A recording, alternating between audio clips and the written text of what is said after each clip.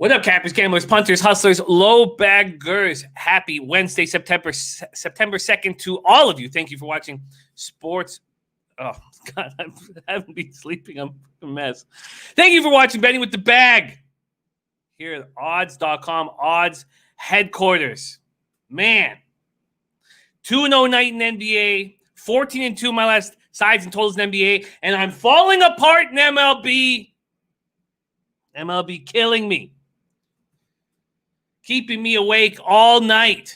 Well, the Canucks' glory was part of keeping me awake all night. But, man, thank God we have Nolly Knows here on the show today to give me some guidance. Been a real bad few weeks in MLB, and I'm dominating NBA, and I'm not getting paid for it because I keep giving it back in MLB. Hopefully the chat, Nolly Knows, can lead me to glory. 4-4 night last night. Down 0.50 units, but 2-0 in NBA. Frustrating. Didn't pull the trigger on the Flyers. Frustrating. Very frustrating. Shout out to all the cappers in the chat. We got Ace Purple in the house. Geg Hard A ready to go. Ace Purple says Celtics, Islanders, Flyers over. Jokic over 1.5 threes. Nice job, Ace Purple.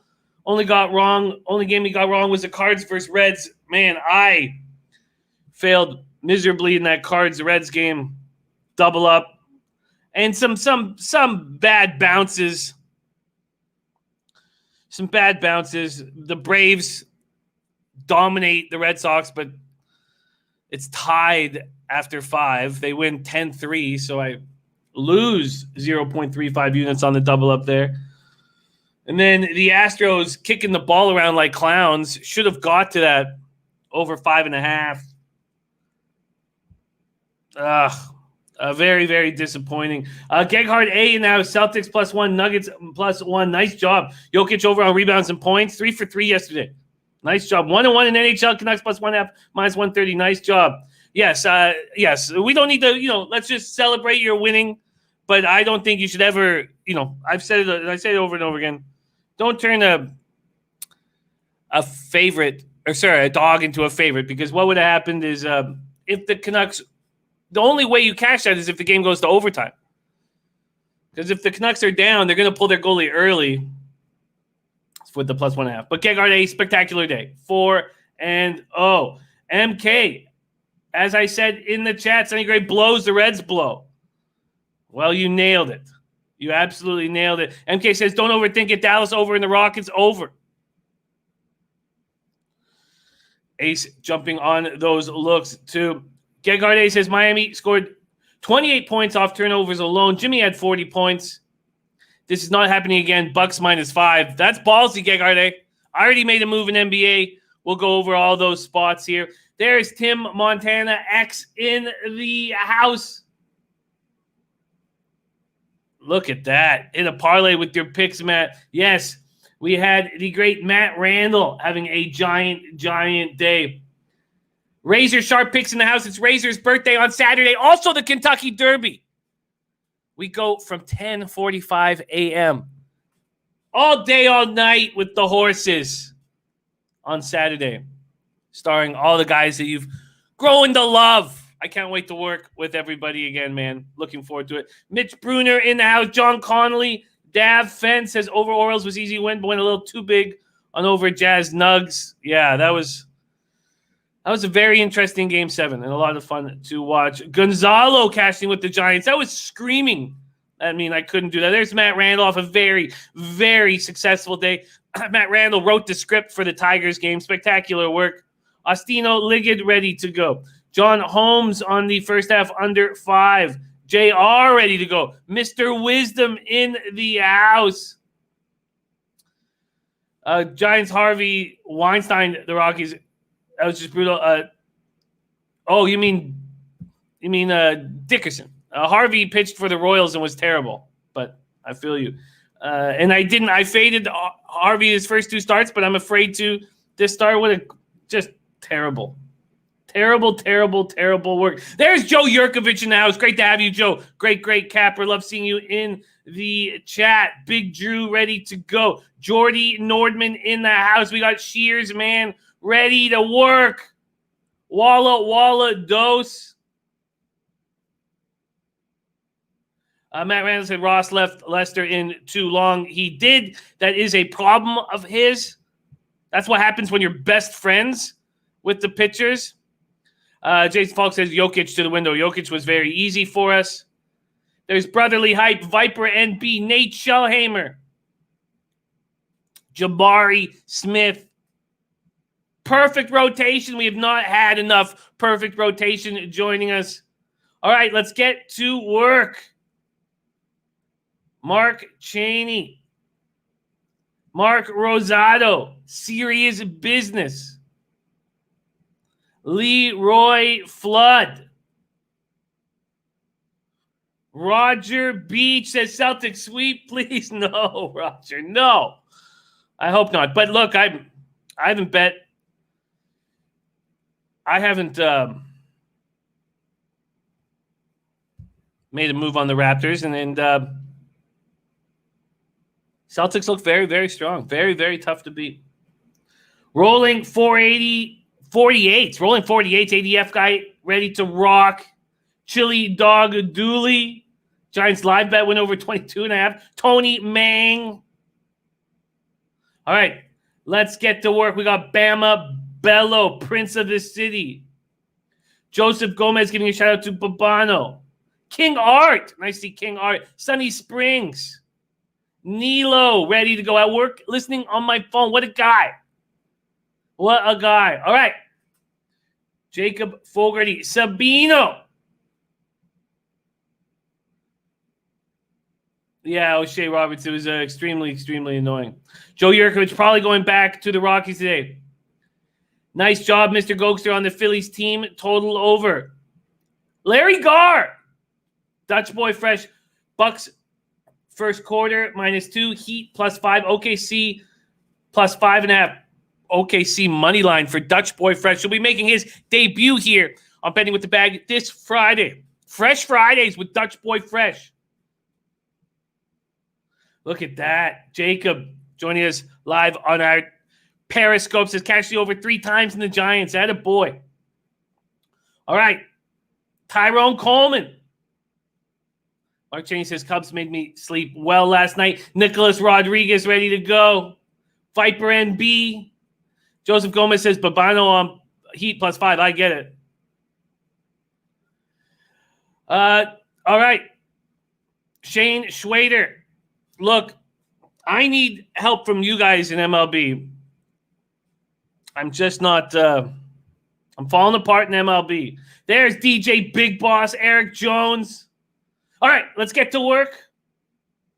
Let's get to work. Let's bring in our MLB expert, the great Nolly Knows, coming to us live from Long Beach, California. Nolly, what up? What's going on, Jimmy? Yeah, man, it's been a rough time here in MLB, up and down, a little roller coaster ride for myself as well. But we're going to keep doing what we do, man, trying to look for some unders and try to put money in our pockets. Yes, let's do that. Yeah, it's been rough, man. It's been rough, but I believe in Nolly Knows. I believe in the chat. Let's fix this. Nolly getting a love from the chat right now. Let's get into this right now. We're going to start with Giants Rockies after that giant 23-5 win for the Giants yesterday. The Giants keep surprising all of us with their 18-19 record, 9-11 on the road, going up against this Rockies team that's falling apart. 83 Fahrenheit clear, 4 miles per hour, sideways out to left field. Let's see what we're dealing with from a market perspective. This total opened up at 12, quickly went down to 11.5. Freeland and the Rockies opened up at -125. They're now at -130. Giants versus lefties. They hit them hard. 256, 805 OPS. Rockies versus righties. 246, 717 OPS. Giants bullpen, 4.91 ERA, 1.40 whip. Rockies bullpen, terrible and falling apart. Brett Kinney says fade the dead Rockies. Speak Your Mind Sports Talk in the house. Great to see you. D in the house. Great to see you. Speak Your Mind Sports Talk rolling with us today. Joe Yurkovich says under 6.5, first 5 is just the lean, but no other play. JL likes the Giants' first 5 today. Rockies have lost 4 of 5. Freeland coming off his shortest start of the season, lasting just 4 1/3 in the loss to the Padres. 6-3, 3.21 ERA, and 13 career starts against the Giants. 8 starts against the Giants at home, 3.38 ERA. At Coors Field this year, he's been very good, 1-0, 3.38 ERA as well. Rockies picked up Kevin Pillar. Hopefully can turn something around, turn the energy around in that clubhouse. Giants have won 10 of 13. Webb looks vulnerable, coming off a rough start against the Dodgers. 5 runs in 3 2/3. But what righty doesn't get hit hard by the LA Dodgers? Giants, Rockies, afternoon baseball. Take it away, Nolly Knows. All right, yeah, right away we'll dig right into Logan Webb because, like you said, when you look at those numbers and you look at the stat line, you're gonna say he got rocked against the Dodgers. But if you look closely, it was 5 runs, only 4 hits, and it was in the 5th inning that things just kind of unraveled. There was a walk and there was 3 infield singles. He was only hit hard 1 time. That was a double in the gap, which ended up clearing the bases. So to me, it didn't look all that bad. It's just kind of what happens in baseball. That infield singles was the snowflake that caused the avalanche, and that's what happens. He didn't look all that bad, and he hasn't looked that bad this season. This is a prospect that the Giants are hoping to build around, and he's looked pretty good so far. He's got a 4.35 ERA in 7 games started, 1.39 WHIP. But one thing that I look at him is his changeup. A high, very above average changeup, considered top 10 in baseball, and that's what's going to be a huge factor here going against these Rockies who haven't been able to hit. They're back on a losing streak. They had lost 11 of 13, win 3 in a row against the Diamondbacks, and now here lose again 4 out of 5. Inability to hit. The guys are talking about it a lot. They're a little overemphasizing it, and they're in trouble right now. And on the other side, you got Freeland on the mound, and like you said, coming off his worst start coming against the Padres, and that was a hot team. They came in. He had an inability to get ahead in the strike zone. Couldn't get his changeup over, and that's a big thing that we need as well for him is his changeup and his sinker. I believe he's going to have a bounce-back spot here. This is a guy that I'm high on this year. His numbers in 2019 didn't look that great against these Giants. 4 games started with a 4.5 ERA. Not the sexiest numbers, but let's keep in mind everybody wants to see a 3 or lower. But a 4.5 ERA is 6 innings pitched, 3 earned runs. And in my book, that's a quality start, and that's everybody's considered a quality start, and that's a 4.5 ERA for that. So 4.5 is considered a little bit above average, so I'm not really too scared about that. And the big thing for Freeland, he's getting a lot more ground balls this year. His ground ball rate has increased significantly, and that's the reason I'm going to continue to back him. And they're giving us another 6.5 here. I've been on this show over and over, and I'm taking these first 5 unders, and I've been cashing. I understand they put up 20-something runs, but that was yesterday. And some of those guys, like you said, you seen at the very end, it was Drew Gutierrez, probably the best pitcher they had yesterday for the Rockies. But here they got Freeland, their ace on the mound, and I expect him to step up big. And the Rockies' inability to hit with Logan Webb on the other side, I'm taking the first 5 under 6.5 here.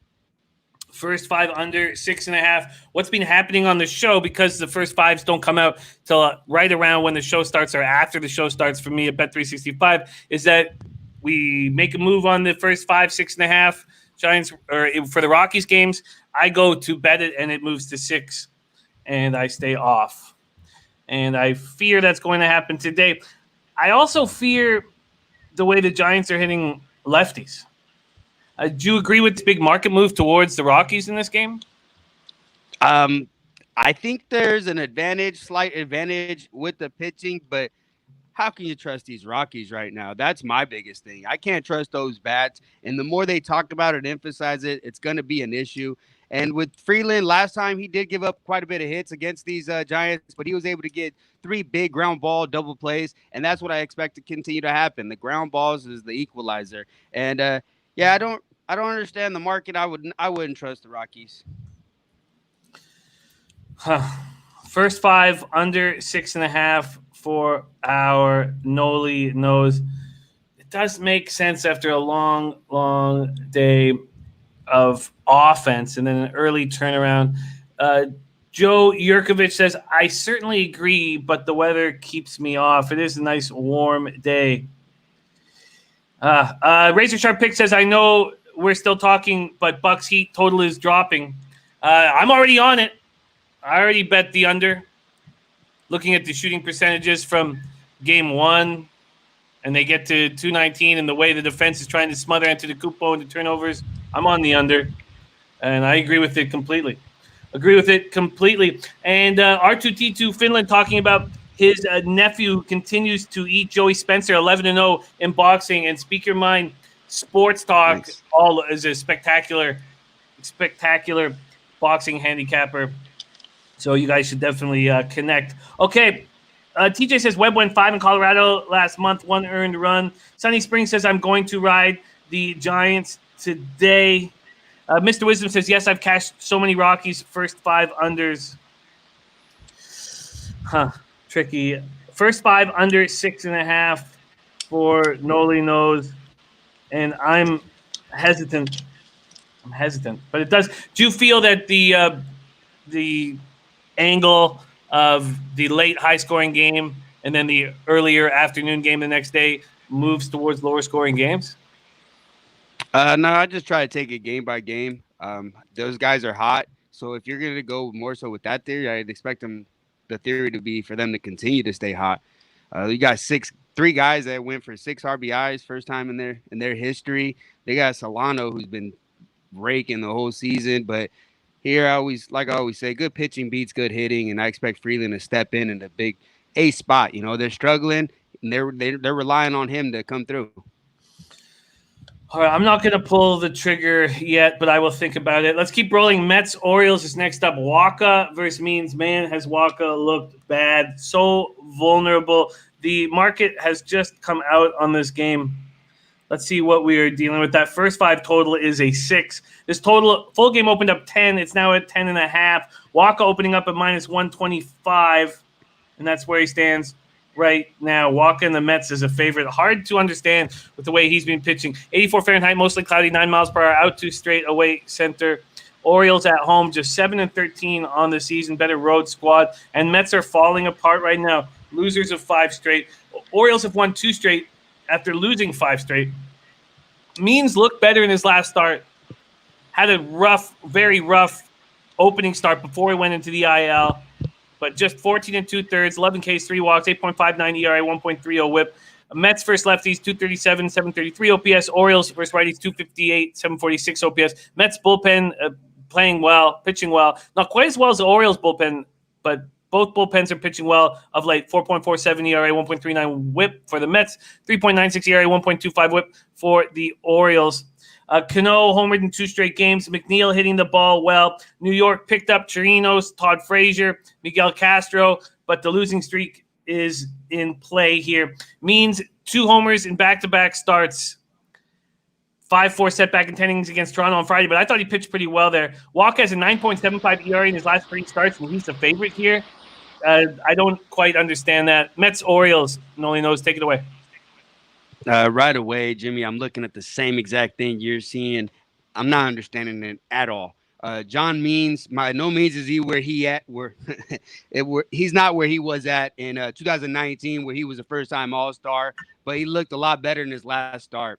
He looked really good, didn't give up anything until he gave up those back-to-back home runs. And one of the pitches was a mistake, but one of them, it was just a good hit ball. Nothing he could do about it. Tip your hat off to the batter.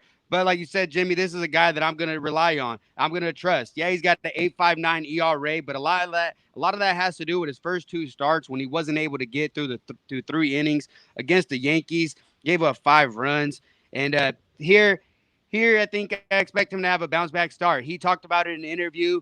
Being able to run the pitch count up a little bit was a big thing for him, a big factor. He said he felt really good.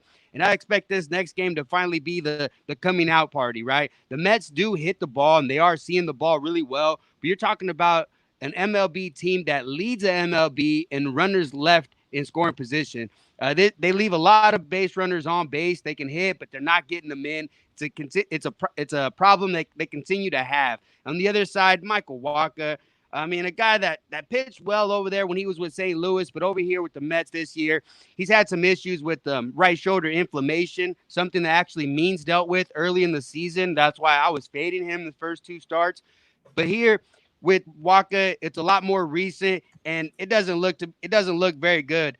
His last start was against the Yankees, goes 3 innings, 6 hits, 4 earned runs. Against the Marlins, 5 innings, 6 hits, 4 earned runs. Against the Braves, 4 innings, 7 hits, 5 earned runs. He's getting lit up. He's got a very high hard hit rate right now, and a guy that I'm definitely not trusted. I'm not sure if I'm going to pull the trigger, but I'm leaning on the Baltimore first 5. I see an advantage here.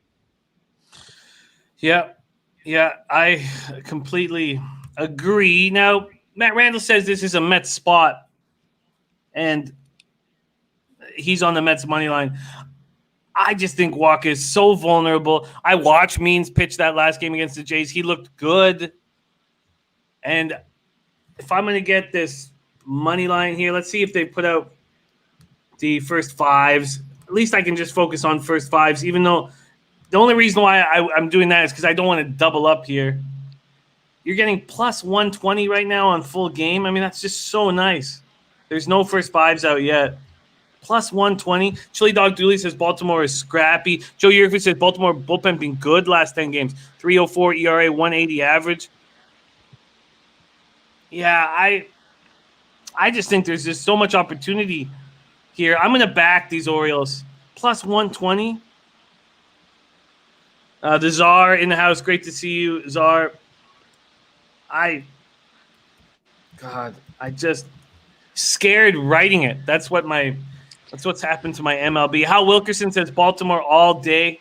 Just feels like the Mets are falling apart here. Orioles still believe in themselves. This is such a big start for Means. It's a big start for Waka, too. You know, he wants to have a career in the show. Very offensive weather, 84 Fahrenheit, 9 miles per hour out to straightaway center. I'm going to back the Orioles. I've got first 5 in full game written here. Talk Sports with JT says I'm leaving the Mets game alone. All right. And Frank Beasley says Mets, if not now, then when? Look, Eric Jones sees plus 105 for the Orioles first 5. I've got plus 120 on the game. And see here. Yeah, I got plus 120 on the game. Okay. Let's keep rolling. We're going to move to, and no move yet for Nolly Knows. Dab Vincent O's and over. Absolutely. There's Buzznuts 721 in the house. Great to see you, Buzznuts. Let's go to Cardinals Reds, 84 Fahrenheit, partly cloudy, 8 miles per hour, sideways out to left field. We got Johan Oviedo going up against Tyler Mahle. Oviedo not getting strikeouts, but has looked good in his first 10 innings in the show. 1 whip, no home runs allowed, 3.60 ERA. Mahle coming off a really nice start, but he's a tricky guy to trust. If you have a vividness bias on Mahle getting touched, Cardinals versus righties, 258, 753 OPS. Reds versus righties, 218, 725 OPS. Reds just seems to be falling apart. Their bullpen, I thought, was improving. It did not look good last night, but it had been improving. Cards bullpen. Cards are just playing good baseball. So this is the 23rd game in 20 days for the Cards. Tomorrow will be their first day off in those 20 days, and they're playing well. Reds have lost 4 or 5. Cardinals have won 3 straight, scored 30 runs over their last 3 games. Reds ERA 10.67 during their 3-game losing streak. They're hitting .217 as a baseball team. They're 7-11 at home. And then we have Mahle, season 9, 6 2/3, struck out 11, did allow 2 solo home runs against the Cubs on Friday. Goldschmidt 4 for 8 against them. Molina 7 for 12 with a homer against them.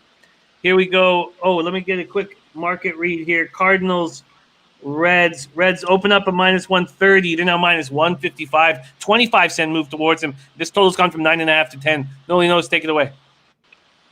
Yeah, this is an interesting matchup here. You got Johan Oviedo, a guy out of Cuba, youngster, and he's looked really good to come out and to start the season. Guy that actually made a surprise climbing the ranks through spring training, a guy that the coaching staff was really high on, worked a lot on his off-speed pitches, in particular his slider, was working on the roof of his parents' house. That was the only place he was able to throw. They set up a little blanket, and he was throwing, and it worked. The guy was putting in the work, and it's paying off now, and he's reaping some of the benefits. The problem that I see here, he's actually getting hit pretty hard. Not getting a lot of strikeouts, so I'm expecting some regression here on his numbers. I don't expect him to sustain what he's been able to do. Although he has been able to work his way out of jams, I find that difficult to continue, but it is against a Reds team that is struggling. So if it would be a spot to continue, I guess it would be here, but I'm not trusting it. He's getting hit hard. He's getting hit really hard. Exit velocity is very high, close to 95. Hard hit rate of 56. When you're talking to the norm, being around 36, that's significantly higher. So I expect his numbers to regress. And on the other side, you got Tyler Mahle, like you said, kind of like a roller coaster guy, but not a guy that I'm really trusting facing this Cardinals offense that's really exploded the last few days, especially Paul Goldschmidt. Paul Goldschmidt's got 6 doubles in the last week, and another guy got Colton Wong, who finally was able to get some hits on the board. If that lineup continues to hit the way that they have, I'm not going to be backing them with unders. They got me yesterday, getting to Sonny Gray really early, and Mahle, he can have some solid starts, but I'm really not trusting him. Coming off a decent start his last time out against the Chicago Cubs, had 11 strikeouts and just 2 walks, went 6 2/3 and 2 earned runs, both of those coming by home run.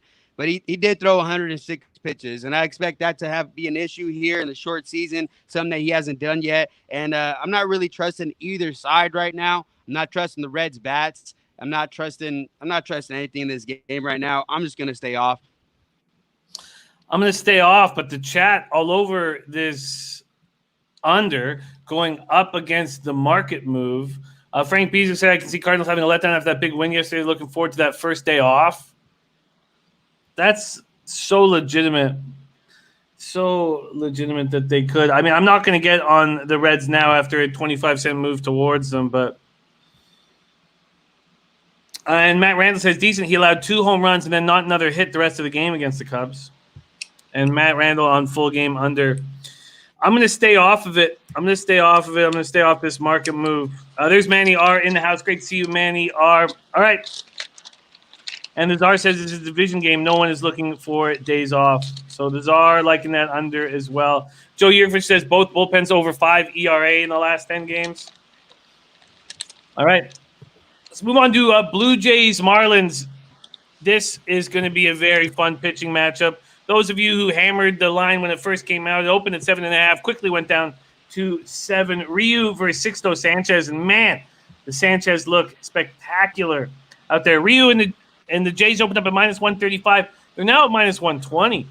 And look, I mean, I'm starting to see value now on Ryu. Don't get me wrong. 14 Ks, 1 walk with Sixto in 12 innings. He looks awesome. But Ryu, the way he's throwing right now, to only have minus 120 on him. There's Chris Smith rolling with us. Great to see you, Chris Smith. So Aguilar is expected to be back in the lineup for the Marlins. And then we could see Jazz Chisholm, who was in that Zach Gallen trade, who's had a poor career in the minors. We'll see what he does. This was a highly thought of shortstop. This is a guy Jeter wants to be the shortstop for the next 10 years. So we will see what he looks like in the show. Jays versus righties, 238, 741 OPS. Marlins versus lefties, 229, 667 OPS. Jays bullpen being very strong this year, 3.16 ERA, 1.27 whip. Marlins bullpen, not so much. Marte looked good in that Marlins uniform, 8th inning solo home run. And then we get to see Sixto again out of the Dominican Republic. 4-seam fastball hits 100, average is 98.6. His sinker average is 97.6. But look at Ryu in August, 1.29 ERA. At this point, I think there's so much hype on Sixto Sanchez that this is a nice market for Hyunjin Ryu. What do you think about this spot, Nolly? I mean, when I look at this spot, I get excited. Hyunjin Ryu looking like his old self, what he did in 2019 when he was in contention for the National League Cy Young. Like you said, 1.29 ERA over his last 5 starts, and he's looked really solid. A big thing is that changeup. He's getting a lot of swing and misses with it, and he's looked really good. On the other side, Sixto Sanchez, right-handed pitcher, number 1 prospect for these Marlins, 24th overall. And like you said, he's averaging 98.6 on his fastball, reaching 100, and his changeup is filthy. This is a guy that's flat out nasty. His fastball moves in on batters. A guy I'm really high on, a guy that looks really good, and his poise on the mound is something that I really like out of him. He's got a 2.25 ERA, 14 Ks. And one thing that they talked about in his scouting reports is his ability to control his pitches. And that's a big factor coming into the major leagues and starting off. Control has always been an issue with these young guys. And if he can control that, he can keep doing what he's doing. The Marlins have shown the inability to hit the ball. I can understand your angle here on that play. But to me here with these great pitchers, I can't deny what I'm seeing, and I want to be a part of this game. I know it's a small number here with the 3.5, but the way these teams haven't been able to hit and the way these guys are pitching, I'm going to jump on the first 5 under here. And what did you get on that first 5 under? 3.5. 3.5. See what it is right now. 3.5. Yeah. Yeah, juice to the over. Yeah, it was 4, and then it moved down to 3.5. Birdie says Marlins today for me. Books are telling a story today on the game. Marlins is the play. You were right about the knuckleheads. Books telling that story last night, Birdie. Matt Randall says Nolly got some big old balls, taking 3.5. I like it. That's what our Matt Randall says. Maxwell Smart in the house. Joe Yurkovich taking the 6-0 over 5.5 strikeouts. I mean, it's so exciting to be in the major leagues. Head up to Buffalo with no fans. I wonder if this is a spot where Sixto doesn't look as unbelievably dominant as he's been. I look at this. Oh, sorry, it's in Miami. What am I talking about? Shit, man. It's falling apart. Sorry, of course. Miami. A little better than Buffalo right now. I just think Rio. Yeah, I wouldn't take 3. So what? I wouldn't take 3. I wouldn't take 3.5. No, not in Buffalo. No way. Yeah. I just think this pitcher pitching spectacularly well with Hyunjin Ryu, and you're only going to have to pay minus 120. It just feels like a nice number to me. It really, really does. I guess I don't need to get in the way of Sixto. I'm just going to leave a question mark right there. I mean, the Sixto hype is for real.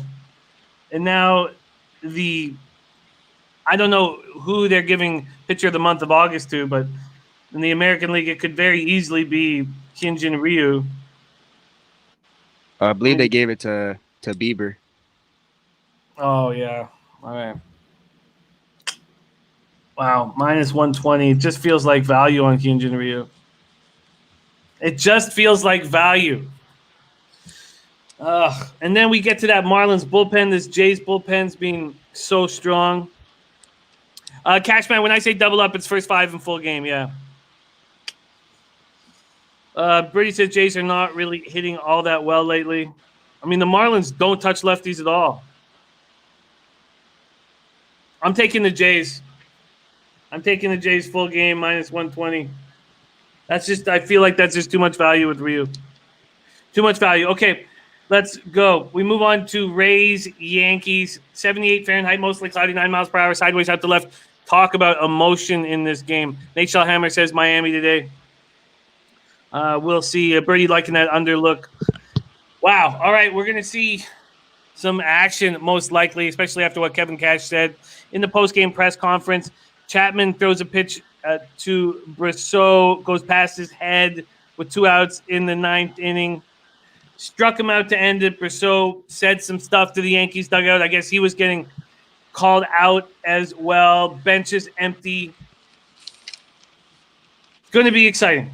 And now we have Charlie Morton on the mound, limited to 40 to 50 pitches. And after what Cash said, he said he's got a whole bullpen of guys who throw 98. Wow. Very, very, very exciting rivalry shaping up here. Tampa and the Yankees. Montgomery 2-1, 4.44 ERA, 1.07 whip. 20 Ks, 3 walks. Really nice K-walk ratio. And let's see what we're dealing with from a market perspective here in Rays, Yankees. Total at 9. One book has moved it to 8.5. The Rays opened up as favorites. And now the Yankees are minus 130 favorites. Fade Morton Day, says Matt Randall. And Corey Simmons on the other side says Gooch play today. Tampa Bay money line. Joey Work is on the over here. There's Jenny Tools ready to get to work with us. Rays, Yankees. We've hit the taint play of the day. Matt Randall's taint play of the day. Heating up Nolly Knows, what do you think of this spot? Yeah, like you said, Jimmy, this rivalry is really heating up, and I can understand it from both sides. You got guys that are throwing at each other up and in and at the head. To me, that's unacceptable. If you look at what Tanaka did at the first batter, he hit him in the hip. Now, that's a professional. You send a message. Done deal. It should have been done right there. But Raldis Chapman had to come in and wanted to bully them around a little bit and throwing over the head. It got things riled up a little bit. You don't want to see anybody get hit in the head, but you do want these heated rivalries. You will get a lot of action out of these games, and I would not hate an over in this type of game. Charlie Morton coming in a lot older than before, 36 years old, hasn't looked the same so far, but he's been limited a lot.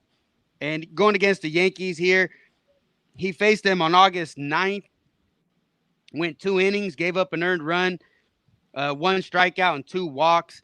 Being that he's on a short leash, I'm not sure what to expect, but I got to believe both these teams come out firing. On one side, you look at Tampa Bay, and your coach is backing you up. He says all those things, and that's all he's doing that for, is to show his team that he has his back. He has their back, so they're going to come out firing. But on the other side, the Yankees aren't going to sit idly by while he makes those remarks. They're going to come out firing as well. I don't expect anybody to be getting hit here, but who knows? We'll see how it goes. But I'm going to be watching this game very closely. Just as a fan, I want to see what happens. But I'm actually leaning towards the other. You got Montgomery on the mound, and this is a guy that I know a lot of Yankee fans aren't too fond of, but he's actually done pretty well. And but like I said, I just want to see some fireworks here, and I want to watch this as a fan.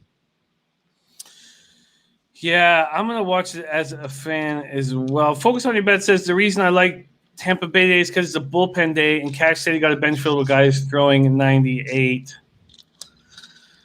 Yeah, this is going to be an emotional game. I'm going to stay off of it.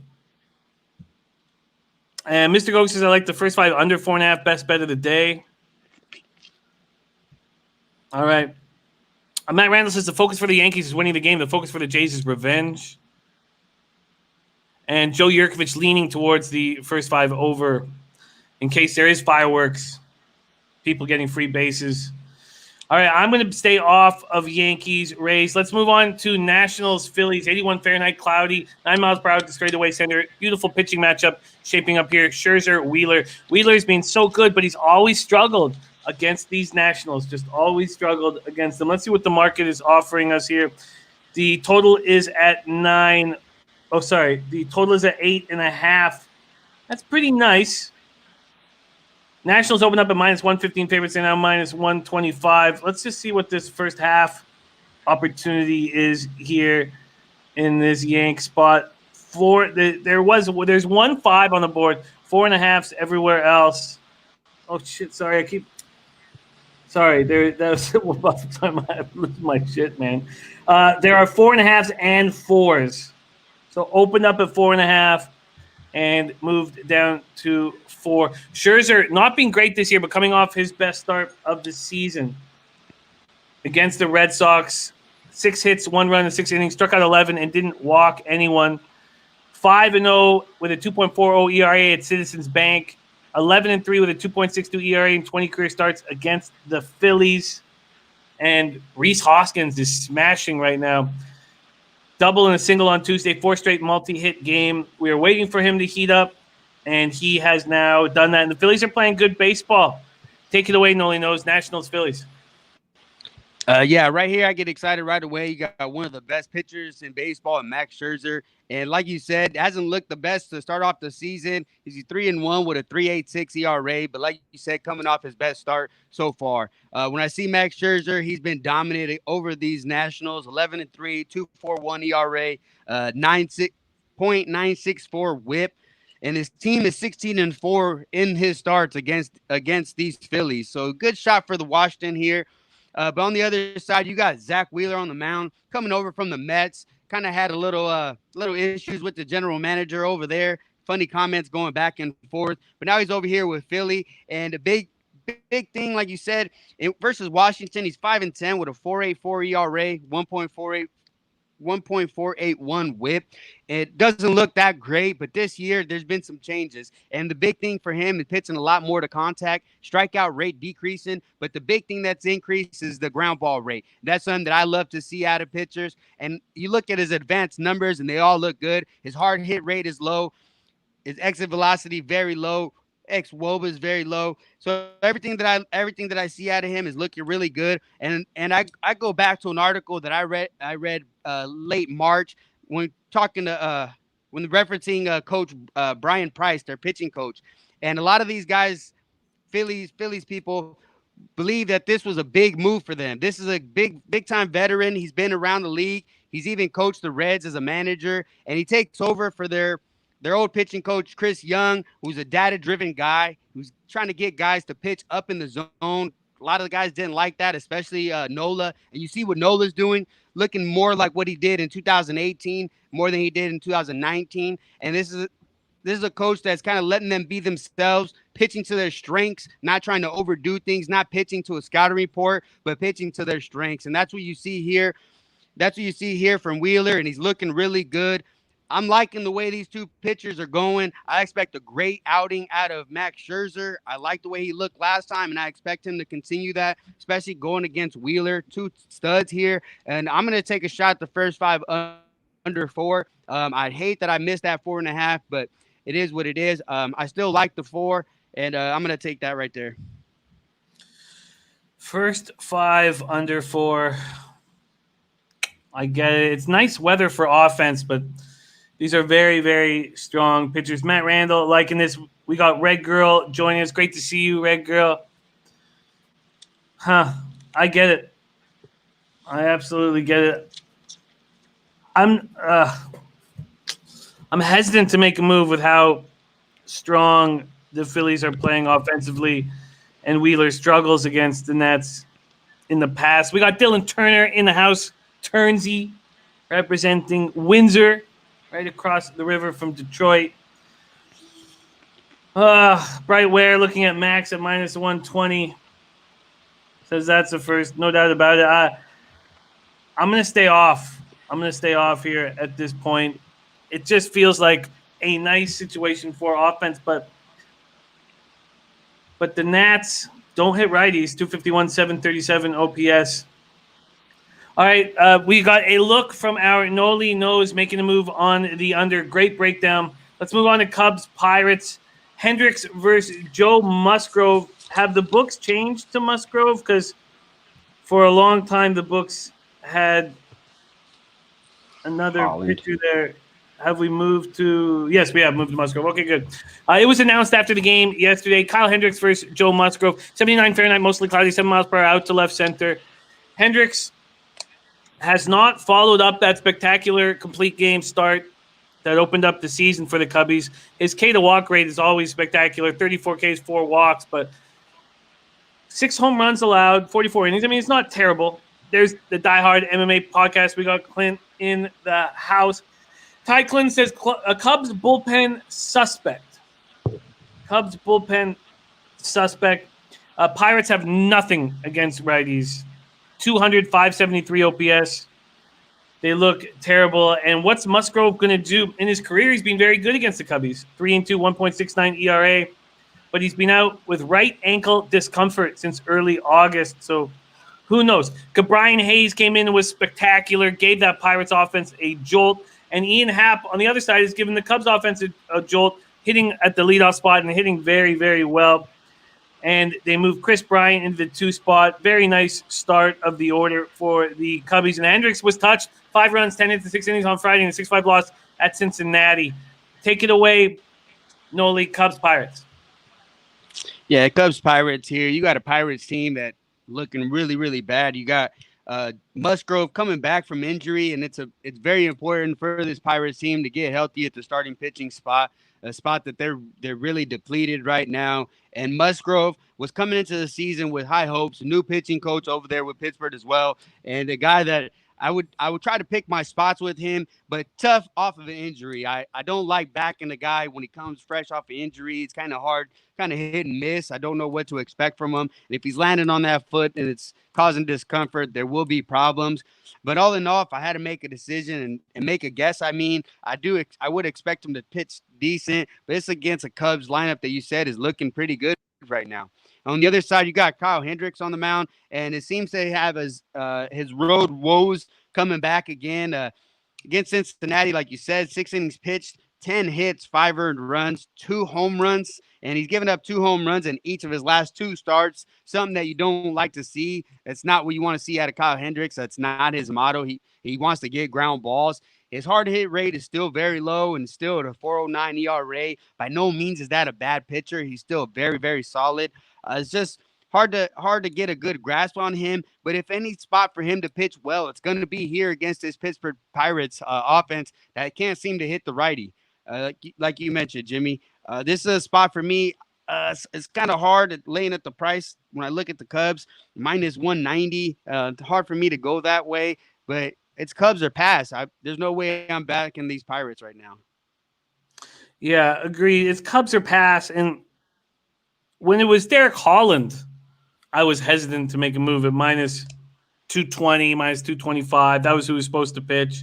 Now it's Musgrove. There's a minus 192. And Cabrian has given a spark to the lineup. This is a stay off spot for me. Let's move on to Braves, Red Sox, 70 Fahrenheit, overcast, 10 miles per hour, sideways, out to left. And it's a bullpen day for the Red Sox. Have they announced that Kickham is the starter? Yes, they have. So we have a bullpen day from the Red Sox. Their bullpen, 5.55 ERA, 1.54 whip. They're using Mike Kickham, who hasn't pitched in the major league since 2014. 30-year-old lefty. Last year in AAA New Orleans, baby cakes, 5-5, 4.27 ERA, 1.45 whip, 84 Ks and 86 in the third, 34 walks. The Braves struggle against lefties. Red Sox hit lefties very hard. And the lefty that they're going up against, Robbie Erlin, who's looked okay since he was cut by the Pirates and picked up by the Braves. I certainly don't want to back him, though. I don't want to back any of these. Does that mean we'd make a move on the over? The market knows that there's going to be a lot of runs. It's sitting at 11. Ugh, this is ugly. Erlin averaging 4 innings per start. So that's probably a good thing because the Braves bullpen is so strong. Ozuna coming off that 3-homer game last night, and still no Acuna in the lineup if you are backing the Braves. J.D. Martinez coming back into the Red Sox lineup, but he's been terrible. He's batting 208 this year. Lifetime 292 hitter. Brian Warner says Braves team total over for rest of the season. You'll more than likely be in the black. We raking, baby. That's from our Brian Warner. Let's talk about it. Braves, Red Sox. Nolly, take it away. Like you said, Jimmy, it's a really ugly game. You got Robbie Erlin, and they don't expect him to go through the lineup more than twice. That's something that they definitely want to avoid. You said maybe an advantage with the bullpen of the Braves being that it's going to be a bullpen day. The Boston Red Sox bullpen has looked really bad, but they've been able to hit the ball. The Boston has been able to provide quite a bit of runs, and I expect that to continue here going against these two bullpens.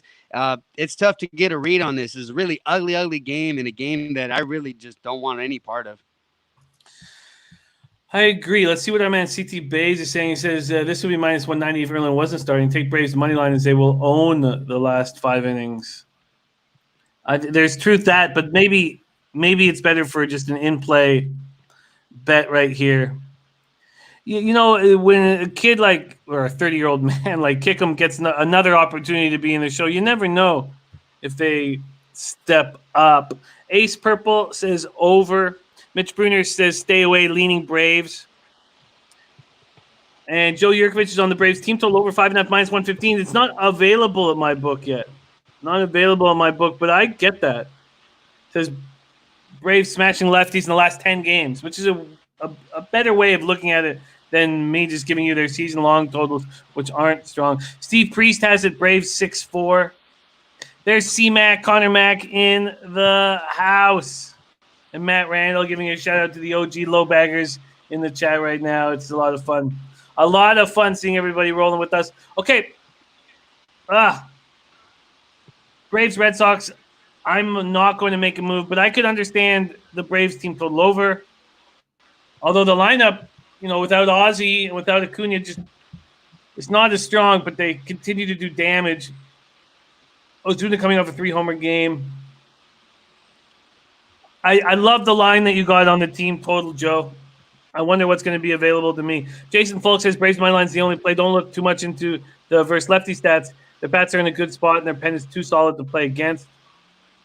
All righty, let's move on from that. No move for me yet at Braves, Red Sox. Let's go to Tigers, Brewers, and Hauser has not looked good. We faded him in his last start, and that was a win for us. And Milwaukee continues to take money. They open up at minus 150. They're now minus 165. We've already heard Matt Randall making a move on the Detroit Tigers. And JD says no sound. Is anybody else having no sound? Okay. Sounds like everybody else is good. Okay. Joe Yervich saying Acuna could be back. Okay, good. We're good. Okay. Let's roll. Turnbull, 3-2, 2.97 ERA, 1.32 whip. 30 and a third. But Nino says, did Albie come back? He wasn't playing yesterday. He's not, not yet. Turnbull is not allowed a home run all year. His K to walk ratio is poor, but he is pitching well. 2.97 ERA, 1.32 whip with 18 walks, so he's barely getting hit. Tigers versus righties, 247, 28 OPS. Brewers versus righties, awful, 202, 630 OPS. Tigers bullpen 4.28 ERA, 1.17 whip. Brewers bullpen 4.54 ERA, 1.30 whip. Tigers are winning baseball games. They've won 6 straight, but Jacoby Jones now done for the year. Fractured left hand, same injuries last year. Nico Goodrum has an undisclosed injury. He won't be in the lineup. That hurts them, but Hauser looks bad.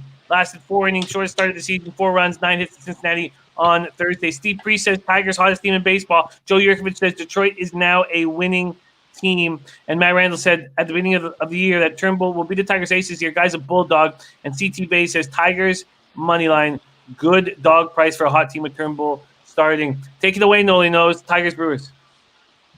Yeah, right away, just like you said, Matt Randall's called it out. Spencer Turnbull is definitely the ace of this squad. They want to say that Matthew Boyd is still the ace, but by no means has he shown that. His last start out, 5 2/3, 3 hits, 0 earned runs, 5 Ks, 3 walks. Hasn't given up more than 3 runs in any one of his outings. And he's looked really, really good this season. And I expect him to continue here against his Milwaukee team that's been hot and cold. A team that ranks 26 in runs, 25th in slugging percentage. Guy offensively have not looked that great this year. And on the other side, you got Hauser. Hauser, they said 4.36 ERA, but specifically his last few starts, he hasn't looked good at all. He's 0-3 with a 6.43 ERA during that span. Shortest outing of the season, allowed 4 runs in 4 innings and a loss to the Reds. And I expect his struggles to somewhat continue here against these Tigers. They keep giving a plus number on these Tigers, and it's hard not to take that when they've got their best pitcher on the mound today. I don't want to be on the ass end of this, but it's hard to stay off of him, like I said. So I think I'm going to take a shot with the Detroit Tigers on the first 5. I try to isolate the value on these starting pitchers, and that's the way I'm going to try to attack this game. I agree. Tim Montana using his Nipsey voice when he says Tigers full game, money line, first 5, double up. I could understand doubling up here. I'm not going to double up just because of the injuries on the Tigers. I agree with Noli isolating the first 5, and I'm going to do the same as well. I'm going to be on Tigers first 5, joining Noli and a bunch of cappers in the chat. There you have it, Tigers, Brewers. Let's move on to the Indians, Royals. Another look at Tristan McKenzie. Tall, lanky, interesting pitcher who could be very, very good. And the reason why Clevenger was deemed available to any team that wanted him and moved to the Padres. Tristan McKenzie, 2.70 ERA, 0.90 whip, 13 Ks in 10 innings, 4 walks, has allowed 2 home runs, going up against Jacob Junis. Jacob Junis has not had a very good start to the season. 12 and 2/3, 10 Ks, 5 walks. We know he was on the IL for COVID to start the year. Indians versus righties, 228, 711 OPS. Royals versus righties, 232, 701 OPS. Indians bullpen, spectacular. 2.56 ERA, 1.04 whip. Royals bullpen, 3.81 ERA, 1.47 whip. I don't know why I chose not to fade Harvey. I had cashed twice in a row and for some reason got off the train. I'm just not right now. When my leans are cashing and my bets are not, it's just not good and must be fixed. Junis and the Royals are dogs. McKenzie and the Indians open up at minus 170 and are still at minus 170. This total sitting at 9. Take it away, Nolly. Indians, Royals. Yeah, you got a guy in Tristan McKenzie, bursted onto the scene, 10 strikeouts in his first outing to just 1 walk. And his second outing didn't look to have the command that he showed in the first time around, but was still able to impress with a decent start. This is a guy that highly touted coming out of the Indians camp, but the one thing was he's faced a lot of injuries. In 2018, he had a half of a season due to some shoulder issues, and 2019 he missed the entire season due to some back issues, some that he just couldn't get over. But this is a guy, like you said, this is the reason that they got rid of Clevenger, because they have total faith in this guy, a guy that's always had great command. He's got above average changeup, above average slider. He's got a fastball that can run it up to about 96, but stays in the low 90s, but a lot of movement. And the main thing with McKenzie is that he can locate his pitches. That's something that the scouts have always raved about. A guy that can control his spots is a big thing. It makes the fastball seem a little bit faster. And the one thing that he's got in his fastball is a high spin rate to go along with low velocity would help him out, cause a little bit of deception for him. And he's looked really, really good so far to start the season. And being that he came off a start where he faced a little adversity and was able to come through, I expect him to have another great start here against these Royals. On the other side, you got Junis, and there's a little bit of concern for him when you talk about him coming off the injury list. He comes off in his first start, gives up 2 runs on 4 hits, only goes 3 2/3. Hasn't made a lot of starts here in this season, and to me that's a cause for concern. Where you're starting to see a lot of these guys at this point starting to stretch it out. He hasn't been able to due to the injury, and hard for me to judge a guy when he's injured. But I don't believe he's fully healthy, and especially the way the Indians bats are hitting right now, hard to trust Junis right now. For me, I'm not sure how I'm going to attack this game. You got a steep price. You got a pretty steep price here with Cleveland. There's money coming in on Kansas City. I can understand that these guys are going to face adversity, coming into the first season into the major leagues. But there's no way that I could back Junis right now. I need to see that he's fully healthy and able to throw at least into the 4th or 5th inning before I trust him. I'm going to stay off this game and try to enjoy what I see out of McKenzie. Yeah, I'm not going to take the Indians as this big of a favorite. And I can understand the dog money coming in on the Royals. The Indians' numbers against righties continues to climb. Griffin G, like in the Indians, and McKenzie here. Yeah, I'm going to stay off as well. I just think it's too big of a favorite for the Indians. They smash Harvey and don't hit anybody else in that Royals bullpen yesterday. I guess I could make a legitimate argument on both sides, and that will keep me off. Let's move on to Rangers, Astros, Colby Allard versus Christian Javier. I've already moved on the over 9. It's funny. All the other teams that had taken a break due to COVID came back firing. The Astros did not. I thought that Jordan Lyles was going to get touched. It turns out that Jordan Lyles has been tipping his pitches all year. They fixed that. He looked much better yesterday. I still thought I was going to get lucky and cash that over 5.5 because the game went to extras. But the Astros were just terrible in that 10th inning, allowed 2 runs to these Rangers, and I digress. Colby Allard, vulnerable lefty, 6.50 ERA, 1.56 whip, 19 Ks to 10 walks in 18 innings. And these Astros hit lefties hard. It's the only thing they do well this year. 280, 256 OPS. Javier, 3-1, 3.77 ERA, 1.03 whip, 31 Ks in 31 innings. But he's allowed 7 home runs in those 31 innings, and he has not looked good lately. 6 earned runs, 10 hits, 4 walks over his last 9 and a third. Not look good, and Allard looks bad. He has started once against the Astros earlier in his career. I just think that both pitchers are vulnerable right now. This Astros team is rested. I could even understand a team total over for the Astros. It wasn't available at my book. Let me see if it is now. But I'm on the over 9. I got -110. It's moved to -120, which I guess makes me feel good. That's my look on this game. Nolly Knows. Rangers, Astros, take it away. Here you got Kobe Allard, a 23-year-old, highly touted. They got him out of the Braves camp, a guy that they expected actually a lot out of, but hasn't been able to show that so far in the season. But he actually is coming off of his best start of the year when he actually took a no-hitter into the 6th inning against the A's before he gave up 2 runs. Like you said, he faced this Astros team last year, gave up 2 runs, and being that was a big outing for him, it's tough for me to see him replicate that against these Astros that are hitting lefties very, very hard. They're a scrappy team, and actually the Astros have been putting up a lot of wins lately. So I expect them to be scrappy and be able to hit Kobe Allard, like you said. On the other side, you got Christian Javier, who at the beginning of the year looked very, very dominant, but over his last 4 starts has not looked very good. Guy that doesn't have overwhelming stuff, a guy that I had somewhat doubts about. They needed some guys to step into their rotation, being that they've had some injuries, specifically Verlander.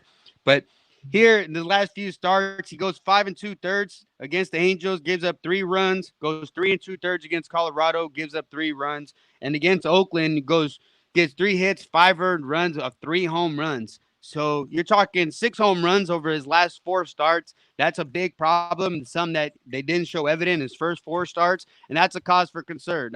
This is a game that I'm not sure how to attack it. Kobe Allard may have a little bit more success here, but it's tough to think that against these Astros. I keep going back and forth on what I'm thinking in this game, but it's hard not to predict runs. This is an Astros team that leads the league. When you talk about overs, we talk about first 5 overs. This is the most profitable team if you want bet overs. So all those guys out there that bet overs, this might be a look. And that's what I am doing. We got Chase D's ready to go. Tim Montanas is taking to a few poker games where I deal at Jimmy. Man, that sounds good. JR rolling with us. Joe Yurkovich going to make a move on these Astros on the run line. The Czar saying go against the Snakes for the rest of the season. Every game besides the Gallon starts. We're going to get into that game here shortly. And I'm on the over 9, -110. I made 2 bets, one in baseball, one in basketball before the show started. That's my one baseball bet that I've already locked in. All right, let's move over to White Sox Twins. Brett Kinney says, where do y'all look up these stats for baseball? There's a bunch of different sites that are very good. Very good. So Baseball Reference is the one I spend a lot of time on. But if you just used only Baseball Reference and Fangraphs, you'd be in a great, great spot. White Sox Twins. You are able to cap Jose Barrios very, very well, Nolly Knows. And when you're not on him, he gets lit up. And when you're on him, he pitches very well. Going up against Ronaldo Lopez, who has taken a lot of money out of my family's mouth in his career. 77 Fahrenheit clear, 9 miles per hour, sideways out to left. Twins versus righties, 237, 743 OPS. They hit righties better than they hit lefties. They don't hit anybody with power. Will that change? They get Buxton back. Josh Donaldson is going to be back after the strained right calf. It's not clear if 100% he'll be back today, but he's going to be back in the next 48 hours. Twins bullpen good, and their pitching staff has kept them in the race, sitting at 21-16, behind the White Sox, sitting at 22-14. Twins still 13-4 at home. Barrios has dominated the White Sox in his career, 11-2, 2.76 ERA. And Yoan Moncada is expected to be back after he sat out 3 games with a sore left hamstring. And the Twins have had Lopez's number in his career, 1-5, 6.48 ERA. He's allowed 9 home runs in just 41 2/3. Here we go. White Sox, the Twinkies, and our Matt Randall is on these Twinkies. What do you think here, Nolly? Yeah, I look at this game, like you said, I'm a big fan of Jose Barrios, and this is a tough spot for me to try to look at. So I tried to dig a little bit deeper. And his first start against the Chicago White Sox was opening day, him versus Giolito, a game that I was actually on, and these pitchers got lit up from day one. Something that I really didn't expect out of Barrios, especially when you look at his numbers against these White Sox. In 2019, he had 5 games against them, goes 4-1 with a 2.88 ERA. So he seems to have these guys' numbers. And on the other side, Lopez, complete opposite. In 2019, he started 3 games, and he has a 9.69 ERA. 9.69 ERA, giving up a 333 batting average against these Twins here. But the one issue that I see with the Twins is their inability to hit lately, leaving some runners on, and that's a cause for concern. Their pitching staff has been great. They've been producing a lot of unders because of it when you talk about their starters and their bullpen. And they were able to see Reynaldo Lopez on his first start. He went 2 outs, didn't get out of the first inning. 3 hits, 4 earned runs, gave up a home run, 0 strikeouts, 2 walks. So Ronaldo still has to find his legs. There's a lot to prove here, and he's going to have a tough spot here against the Twins, who hit him very, very well, like I said. This is a spot that I'm going to agree with Matt Randall. I like the Minnesota Twins here on the first 5, but what I don't like is the price. It's hard for me to lay the price with a team that hasn't been able to hit, but I'm leaning that way. I might pull the trigger. I'm not sure, but I do expect a decent start out of Barrios. He looked a lot better in his last start. And a guy like that can elevate the ball in a lot of different levels, in, out. You know, against Cleveland, he went 5 2/3, 7 hits, 3 earned runs. The home run is what really got him in the 6th inning. And he did go 105 pitches, but for me, that's not really a concern. This is a point where guys are going to start stretching it out, and I expect them to have another solid start against these White Sox. So, are you going to eat the juice and take the Twins first 5? That's the thing. I'm not sure, because it's either if I'm going to trust the Twins bats, then I'm going to take the first 5. But if I'm not going to trust their bats, I'm going to be taking the under first 5. Huh. Very, very interesting. Ben Sports 24/7 cash flow play of the day is the under in this game. The total went from 9 to 9.5 full game. First 5, let's see what it did here. First 5 is just sitting at 5. We cashed on this under first 5 yesterday easily. I mean, there was everything that's been going so wrong for me in baseball. It wasn't like I was relaxed watching it. Tyler Layton says, I feel like Twins -0.5 first 5 is better. Let's see what that is out of curiosity. Let's go over there right now. First 5 -0.5. That isn't on your radar right now. Why is that, Nolly? Oh no, that would be the only way to take this if I were to take the Twins. I wouldn't. Okay, I'm not going to lay 155. Okay, I feel you. And we don't have the first 5 alternative lines up. I don't even have a first 5 up for this game at this point. Twins, White Sox.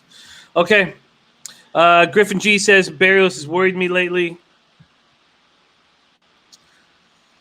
Jason Folk says exactly. Matt Nolly, Sox seem to do more scoring later in the game. First 5 Twinkies looks playable. How juicy is it? Right now, if you want these guys first 5, it's going to cost you -155 or -160, depending on where you shop. Okay, let's go. We move on to Padres Angels. Dinelson Lamet up against Julio Teheran. 74 Fahrenheit, clear 8 miles per hour, out to straightaway center. Padres 10-9 on the road, 7 games over 500 overall, and the Angels 12-24. The Angels hit righties hard, 257-82 OPS. Not as hard as the Padres do, though, 263-836 OPS. Padres bullpen is starting to pitch better, even with the injuries. I expect them to continue that, and they just fortified the bullpen with a ton of acquisitions at the trade deadline. Angels bullpen, 4.41 ERA, 1.33 whip, and Chase D's Twins -0.5 is -110. There's Boston Nick rolling with us, Mr. Fat Fist. Great to see you. Intex says, let's go, Baggy Boy. Any Derby show? Of course there is. Intex all day, all night Derby show, baby. All day, all night Derby show. Padres won 11-14. They're playing good baseball. Teheran's pitched well in his career against San Diego, but this is a different-looking San Diego lineup. A lot of excitement about Tatis versus Trout, and Lamet has given up more than 2 runs in only 1 of his 7 starts this season. He just looks very, very strong. Take it away, Nolly. Let me give you a market here to work with, though. Padres, Angels, full game. Let's see what we are dealing with. And it's taking a second for it to pop up on my screen. So I'll just let you take it away, and I'll give you the numbers here in a second. Padres, Angels, Nolly. Like you said, Nelson Lamet, a guy I've talked about quite frequently on this show. For some reason, I've had the honor of bringing him up a lot. And I say honor because this is a guy that I'm really high on. And like you said, he's only gave up four runs against Atlanta. That was his worst start of the year, giving up 5 hits. But the guy looked good overall. A guy that I'm very high on, really relies on only 2 pitches. And I expect him to have a solid outing here against this Angel lineup that hasn't been able to score haven't been able to score in the last 2 games. Actually, the last 4 games haven't looked good overall. A team that typically hits the ball a lot, and their problem has been the pitching. And a big problem is Julio Teheran, a guy that, to me, tough to see why they would take a gamble on him. This is a guy that when the Braves cleaned house, this is one piece that they kept. Him and Freddie Freeman were the 2 pieces they kept when they cleaned house, and they even gave up on him. So I really don't understand how they give him a shot, and he hasn't looked good at all this year. Hasn't looked good at all last year. His last 7 games, 4.21 ERA, in 36 innings pitched, only 34 strikeouts. I'm very low on Julio Teheran right now, and going against a Padres team that is red hot. I'm very big on Fernando Tatis. He is trying to come for that crown over there for Mike, and I believe there's an argument for it. A guy is very, very fun to watch. A guy that his personality is injected into the ball club. They seem to gravitate to his characteristics, and the team is really gelling. They made some big moves, and that's a sign for me, the team that look to ignite a team. Whereas if you're selling house, it's going to deplete them, and if they're buying, the team is really got their hopes up and really trying to chase down the Dodgers right now. Right here, I'm leaning towards the Padres in the first 5, but it's hard for me to keep on taking all these sides. As those are things that I have to try to make a decision, try to narrow those down. Being that I didn't have those lines is why I have to need a little bit more time to decide. But there's no way that I'm trusting Julio Teheran, a guy that, like I said, 9.17 ERA in 5 games pitched. Not looking very good. A guy that I might be looking to fade day in and day out. Yeah, I think it's just too expensive. Let's see if they put out the alternative lines here so I could see what it would cost to get the Padres first 5 -0.5. And we have them up. Okay, let's see what they are. First 5. Oh, no, they're not up, of course. I wonder if anyone in the chat could let us know what the first 5 -0.5. I mean, I could pull it up here on a different book. I've got a couple here. You're seeing 135 to 145, -145. Expensive. Jin Remy says way too expensive. Jin Remy, I'm going to be in touch with you today, by the way. Sorry that I haven't done that yet. Way too expensive, and Jin Remy is right. Jason Falk says parlay piece at least. And Ace Purple says, I'm going to parlay Padres and Dallas over 2.5 in hockey. Yeah, that's got to be a ton of juice, but I get it. All right. Robert Cherry, -145. Yeah, that's not going to be on my card. Okay, let's move on to Diamondbacks, Dodgers, Zach Gallen versus the return of Walker Buehler. Let me make sure that has been confirmed. It has. Let's move to full game. See what the money line and totals here for the Dodgers. Dodgers open up at -175. They're now -200. This total opened up at 8.5. It's still there at a couple books. The rest have moved it to 8. 79 Fahrenheit, 7 miles per hour out to right center for these Dodgers. 17 games over 500, just 12-5 at home for that spectacular record. They smashed righties, 261, 856 OPS. Diamondbacks versus righties, 240, 706 OPS. Diamondbacks bullpen looks awful, and they traded away Archie Bradley. Dodgers bullpen, spectacular, 2.11 ERA, 0.99 whip.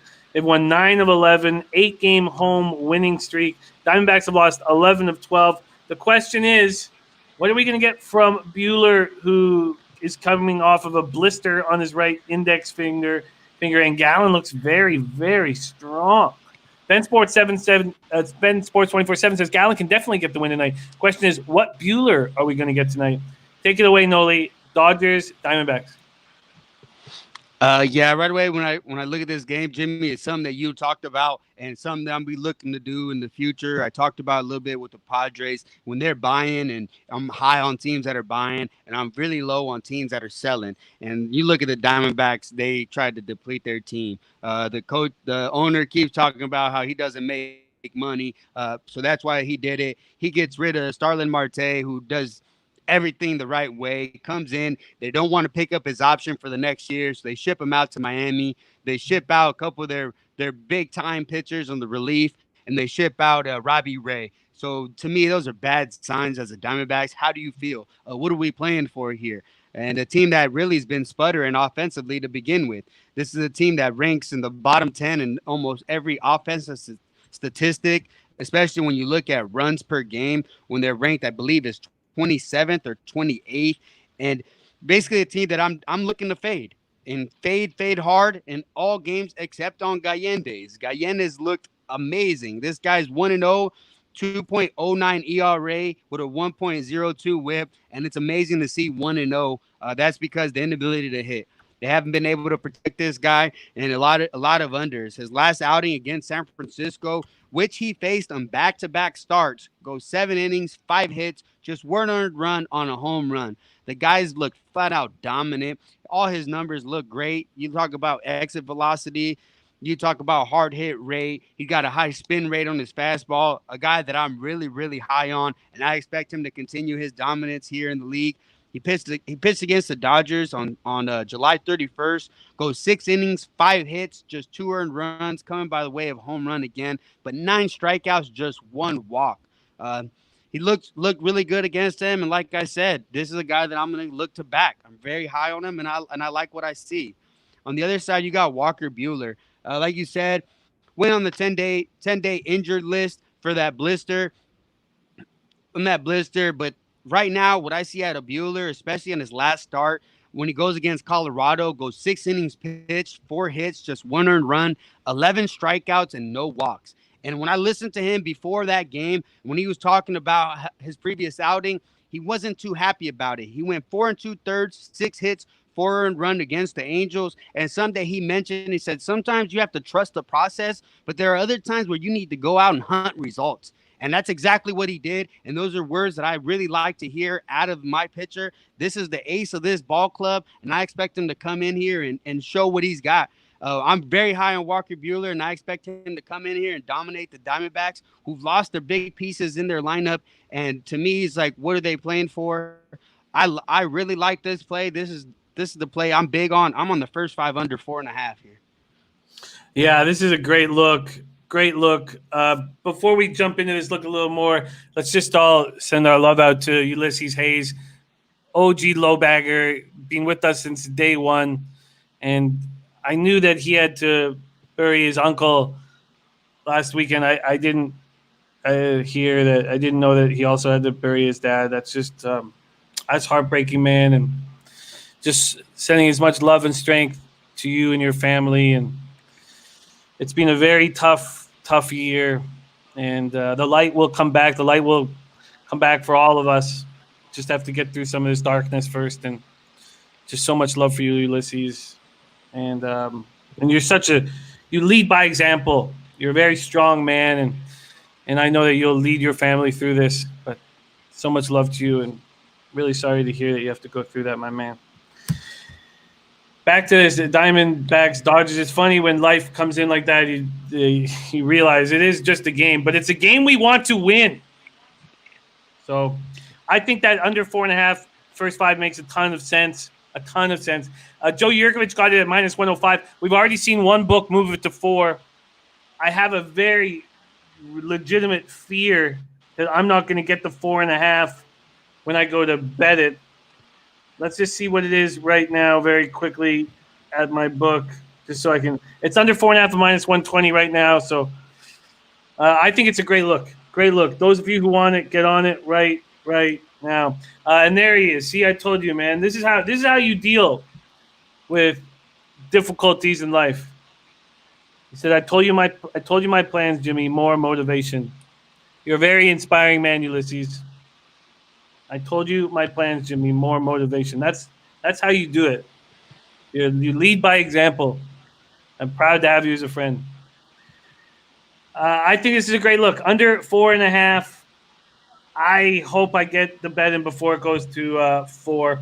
Nolly Knows, great look here. And that is our MLB card. Nolly Knows, could you please review your action, my friend? Yeah, no doubt, Jimmy. Going off the top, first game on the board, Rockies, Giants, first 5 under 6.5. We got Blue Jays, Marlins, first 5 under 3.5. Like I always say, you got to drop the purse. And then Nats, Phillies, first 5 under 4. And I'm taking the Tigers, first 5 money line. And then also my biggest play is going to be the Diamondbacks and the Dodgers, first 5 under 4.5. I like it. There's Nolly Knows his action. All right, I made some cuts here, and this is what I'm going with myself. I am going on the Giants, Rockies, first 5 under 6.5 as well. I did have question marks beside it, but sitting on it, I'm going to make a move. Ulysses Hayes is going back to the San Fran money line. Then Orioles, first 5. I'm going to take Means over Walker here, and I don't want to double up. So I'm going to focus on the first 5. Steve Priest's action is up here. I'll pop it up on the screen. Jays, Marlins, Dodgers, Diamondbacks, both first 5 under. CT Base agreeing on the Giants money line, and Mr. Wisdom giving out love to our Nolly Knows. All right, Cardinals, Reds. I'm off. I'm on the Blue Jays full game. I have to. There's a lot of love going out for Sixto Sanchez, but if you're going to give me Ryu at minus 120 against a team that's hitting 229 with a 667 OPS against lefties, I'm going to take it. Joe Yurvich says, I'm basically fading the Red Sox, Rangers, Diamondbacks in some way tonight. I like it. And then Rays, Yankees, I am off, although I'm excited to watch. Nationals, Phillies, I'm off. Cubbies, Pirates, I'm off. No Braves, Red Sox for me either. I'm on the Tigers first 5 money line with Nolly. No Indians, Royals. I've already bet the over 9 at minus 110. Rangers, Astros, that's at minus 120. And then no White Sox, Twinkies. No Padres, Angels, and I'm on the first 5 under Diamondbacks, Dodgers with Nolly Knows. Nolly Knows, spectacular work, my friend. It's always so enjoyable capping with you. You can see Nolly Knows right here every Wednesday, and I'm going to see if Nolly Knows can come on and do a quick 8 or 9 minutes guest spot on Saturday morning before our big Kentucky Derby show. If we can get his best bets, I'll ask him about that off camera. But Nolly Knows, spectacular stuff. Follow this man on Twitter at Nolly562. Nolly, any last words for these great cappers in the chat? Hey, man, let's keep making unders great again, and hopefully we can make some money today, man. Very responsibly. There he is. Nolly Knows. Great job, Nolly Knows. All right, there you have it, baseball. Please. God, it's been rough. It's been rough for me, and I need to I was trying to find an old tweet. So I was going back and I was looking at my record like 3 weeks ago, and I was just like, man, those were great days. Bled's W, the taint is the Yankees money line. Matt Randall's also on the Tigers money line, Twins money line, Cincinnati, St. Louis under 10, and Mets money line. Rich G says MLB's a minefield this season. Joe Yurkovich, that's a great call. And you're absolutely right, Joe. Yeah, we'll We'll do everything we can to get Whale Capper to come and hang with us. Great call, Joe. Thank you for mentioning that to me. I'm going to copy and paste that just so. What happened to me was I started falling apart in baseball, and I stopped sleeping. That's what's been keeping me up. But not Joy Work. Joy Work be eating. I love hearing that, Joy. Great, great stuff. Okay, let's move on to NBA. That's where I am eating. 14-2 in my last 16 sides and totals in NBA. And if I wasn't giving a lot of it or enough of it back in props, I'd be very, very confident with myself. Prince of the Sea says, real sports, let's go. Let's go. Dutch Boy Fresh in the house. Dutch Boy Fresh will be making his Betting with the Bag debut here on Friday. Fresh Fridays with Dutch Boy Fresh.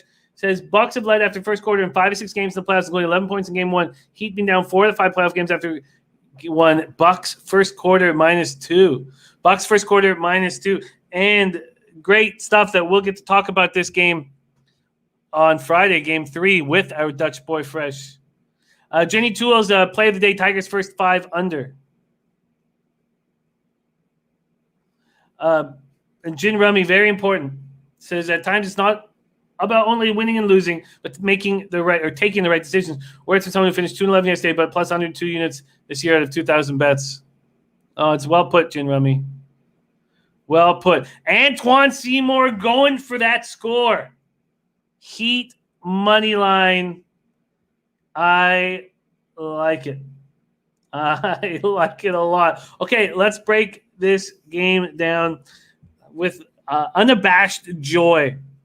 Because remember, and I need to say this just so I hear it, because I've been dealing with insomnia for the last few weeks and losing in baseball and not making enough money, and with my action, not making enough money when I'm going 14-2 in NBA sides and totals makes me very angry. But we could be sitting here in early November in the winter with no weekday sports. And we're hoping that college basketball helps us. But let's enjoy the fact that we get to cap NBA, because, hockey's been my favorite sport all my life, but there's nothing more fun to cap than NBA. And these stars like Jimmy Buckets and Giannis Antetokounmpo make this series so much fun. And the Heat winning game 1 and the Heat starting out 5-0. I don't know if there's anything more enjoyable than capping these games. Joe Yerker says game 1 should have flown over except for the fourth quarter. Now the total drops 3 points for game 2. This total opened up nice and high. Let's go to a full game. And I'll tell you why I'm making my move. It's now down to 216.5. Oh, shit. Sorry again. I'm looking at the wrong. Man, my eyes are just playing tricks on me. That's what happens when you don't sleep. The total's at 220.5 or 221. It's actually gone up a half point. Okay. So this is the reason why I'm on the under in Heat Bucks. Heat Bucks. All right. So in the 8 seeding games, the Bucks played at a fast pace. 106.74 possessions a game, while the Heat were 100.69 possessions a game. Then we get into the playoffs. Both teams slow down their possessions a game, slow down their pace. Heat drop by a little over 2 possessions a game. The Bucks a little over 3 possessions a game. Then they come into the series. Now, who is going to dictate the speed in the series? And the team that dictates the pace is generally the team winning. And we've seen that in the Celtics-Raptors series. Now we're seeing that in just one game, and it's just a small sample size, but we're seeing the pace at a Heat level, a slow pace, less than 100 possessions a game. Robert Cherry said, I just looked at jump from 218 to 220.5. Let's talk about this. Jason Folk saying, Indica dominant sleep assistance plan works like magic. Yeah. West Coast says it's called dripped off. Okay, I'm going to copy and paste that. Okay, thank you. Okay, let's get back into this capping. Okay, here we go. So, in that first game, these teams, there was two very significant things that happened for me to think this game is going to go under. One, Antetokounmpo was hounded.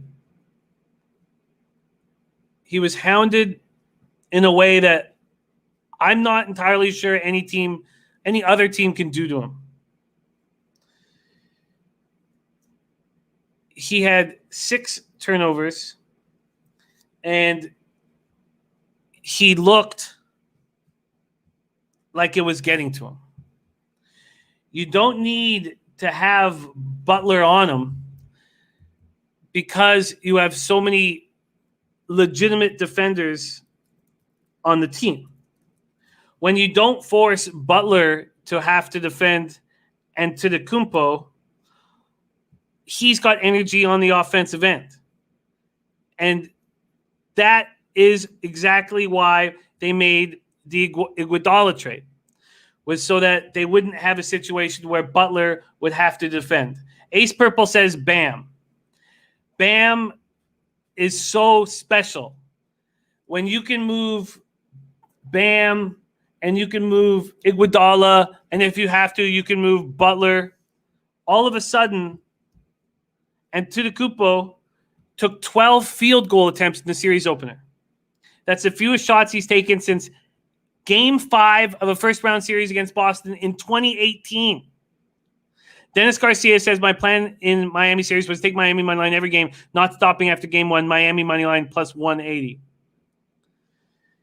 Maceo saying, Bam, 11 rebounds. He had 12 boards, and 6 of them were offensive.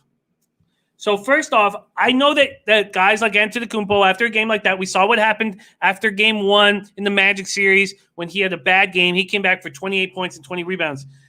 All you can do is slow down Antetokounmpo. He's going to get his, but you can frustrate him, and that's what's happening. Iguodala is such a big piece for the Heat, and then you have Bam, and all of a sudden you have a frustrated Antetokounmpo. So you have that. Then you have this. The Heat shooting 49.3%. The Bucks shooting 49.3%. The Heat shooting 46.4%. And then on threes, you have the Bucks shooting 45.7% and the Heat shooting 38.7%. So the Bucks took 9. The Bucks took 9 fewer shots in Miami. There were 19 turnovers for the Bucks. I am sitting here saying these teams will not shoot 45.7 from 3 and 38.7 from 3 in Game 2. If they don't shoot that from 3, this game goes under. This game goes under, is how I see it. Dragic goes for 27 points. We know all of the leg injuries that he's been dealing with, all the lower body injuries he's been dealing with. He's got to slow down the pace. So these are the two main things that I see. I see 219 points scored yesterday with these very high shooting percentages and a slow pace. I see Antetokounmpo getting frustrated and Bam and Iguodala knowing that it's happening. Ben Sports 24/7 says 5.5 points is too many to give the Heat, period. Lamont Williams, max betting Heat full game under. There's Fat win in the house. So I wish, what happens when you start, you go on a run in any sport handicapping is you actually start making less bets because you want that run to continue so badly. I don't know how. Brightware says Bucks bounce back big. There are books that are hanging the Heat at 5.5. How do I not take it? Nolly Knows says offense is about rhythm, and since the boycott, it's been off. That's true. We've seen a ton of games going under. Dennis Garcia says the 3-point looks will be there just based on the Miami-Milwaukee defensive schemes. Brightware on the Bucks first half. And Robert Allen says, who honestly thinks the Bucks are going to beat the Heat by 7 or more? Talk Sports with JT's on the Heat first half. Ben Sports 24/7 says Chris Middleton won up 22 shots again. He shot more than Giannis.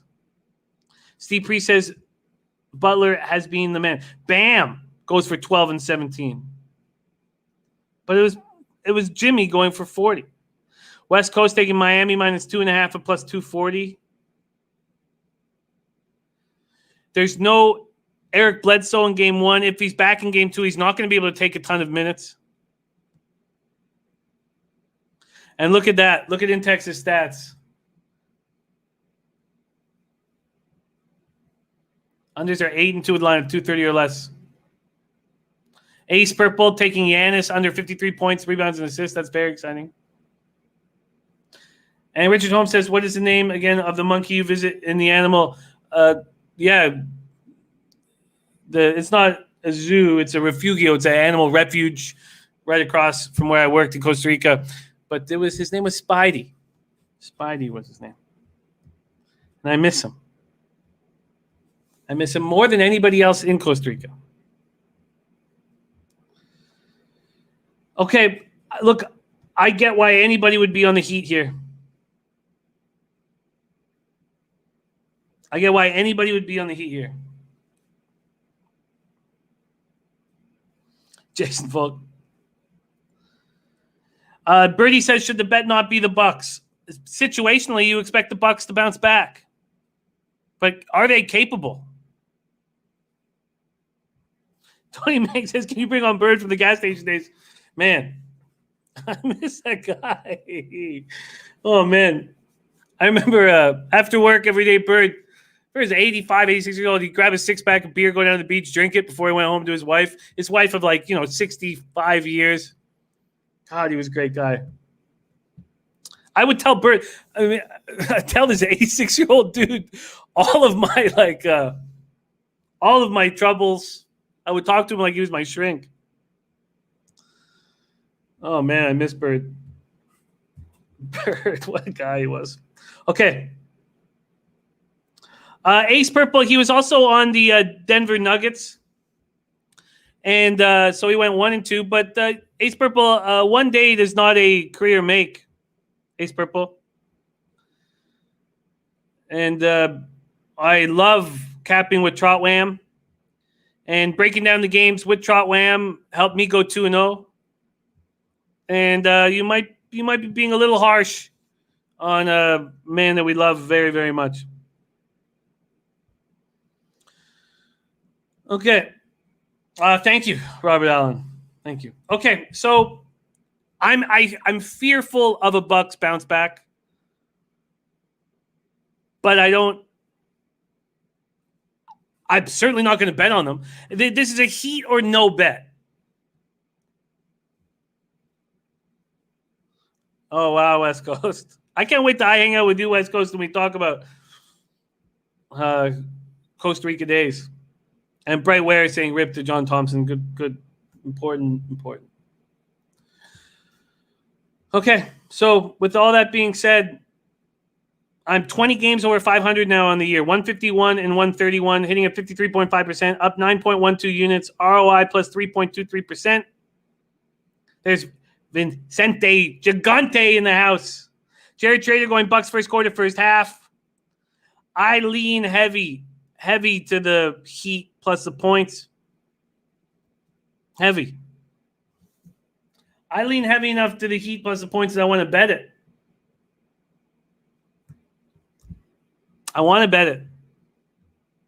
I just think, yeah, Elio, absolutely. Our man Elio hanging out with Sonia, his super hot Colombian girlfriend. You are a lucky man, Elio. You are a lucky man. Shout out to Sonia. Remember, couples that cap together stay together.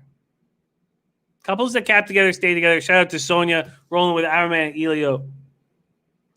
Joseph Gomez says Vegas isn't moving the 5-6 line. Lamont Williams, max bet in. Got to go. Much love, Lamont. I'm with you on it.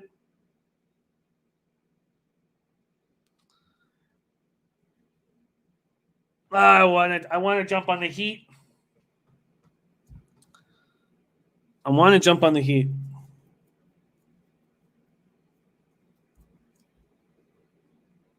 Heat. Maybe go to the Bucks in game 3. Dutch Boy Fresh says fourth quarter Bucks fall apart. They have no one to go to. Free picks all sports. Free sports picks says Bucks cover first quarter spread. Oh, Jake Snides, I'm on the under. I've already bet the under. The under is what I want the most. Okay, I'm making a move on the under 220.5. And I don't know how you don't take the Heat at +5. It's now +5.5. Okay, I'm in. +5.5, I'm in. Ulysses Hayes says Bucks even the series up today. Maybe they do, but you can still cover. Heat +5.5 and the under 220.5 for me in Bucks Heat. All right, let's move on to Thunder Rockets. Woo! This is going to be fun. And it's 221 now, says Dennis. That does not concern me. Michael Rivalina says, why not the Heat? Like playing them live, I get it. And Joseph Gomez says, NBA wants the Bucks in the final, so yes, win, but don't cover. Rich G says, I'm about done with MLB unders this season after that Reds Cards debacle yesterday. Yeah, it hurt. It hurt. All right, Lamont Williams saying under here. Let's talk about what we're looking at here. Thunder Rockets. This total opened up at 221.5. It's now down to as low as 216.5 in some spots. Houston opening up at -4.5. Wow, they're now -5.5. MMA Locker Room says, I'm telling you now, Bucks is going to get buckets.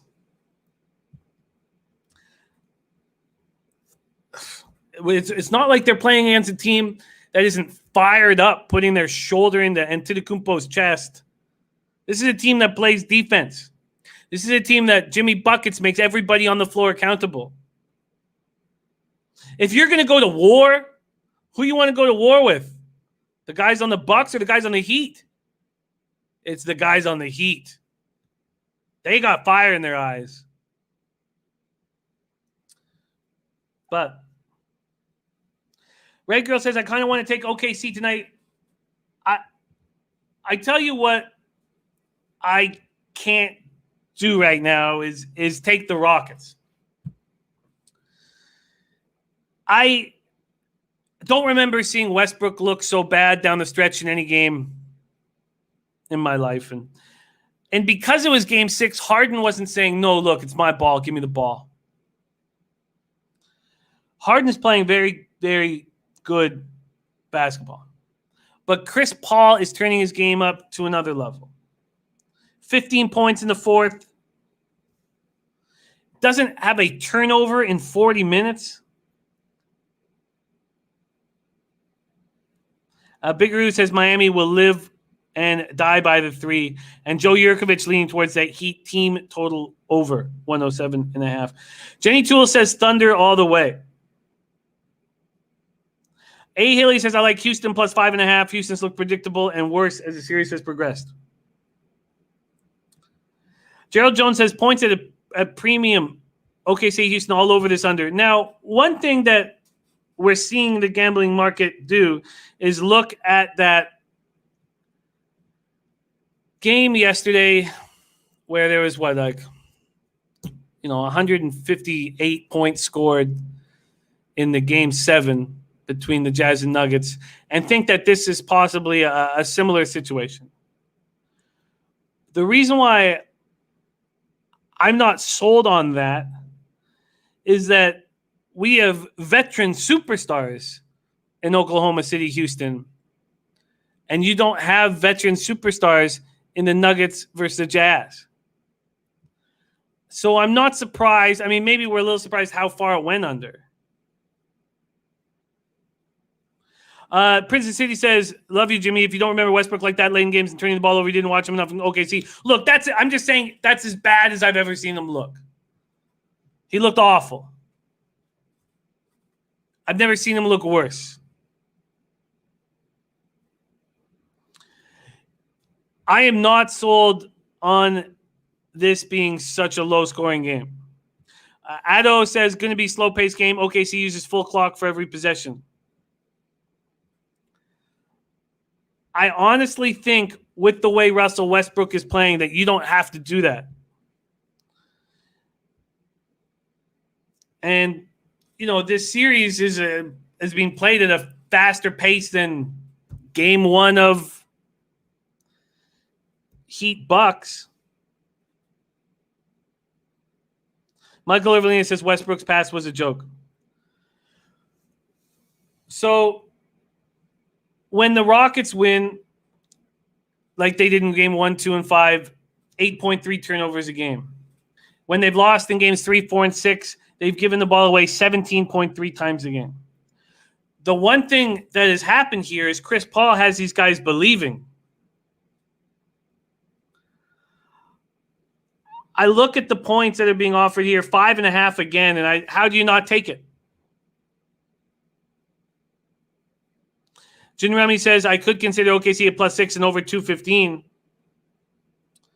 If this total keeps going where it's going, if this total goes down to even 216, I'm going to try to get over it.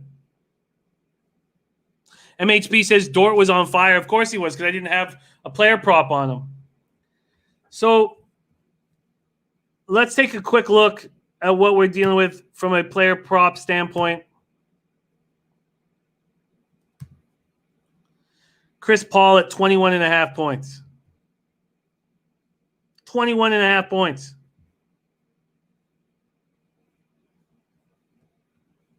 Ace Purple says that's a good bet, the over. There's no way I'm taking the under here. There's a recency bias after watching Game 7 last night. I hope it goes down lower. Dylan Turner says I'm on Rockets all day.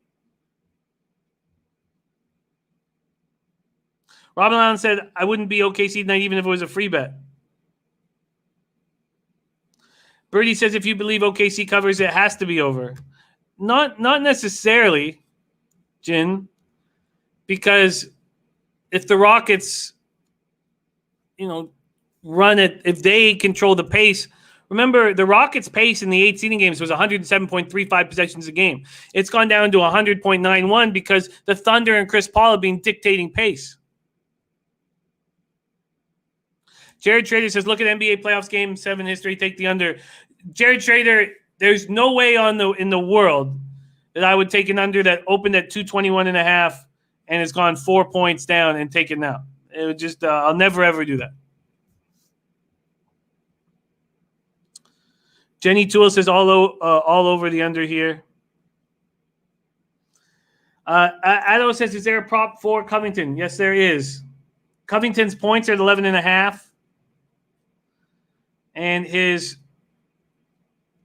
points, assists, and rebounds are at 18.5. So the points at 11.5 are juiced to the under, but the points, rebounds, assists are juiced to the over.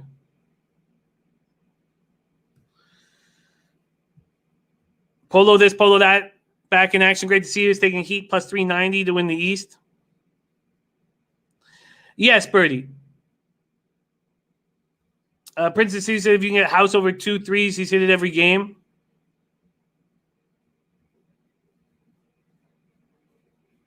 I just disagree with you, Jin, on if the Thunder cover that it's going to be over. That's all. Jenny Tools got it at 219.5. Nate Schellhammer says I wouldn't touch CP3 points. He did play spectacularly well. The problem with CP3 points is that it's minus 130 to the over.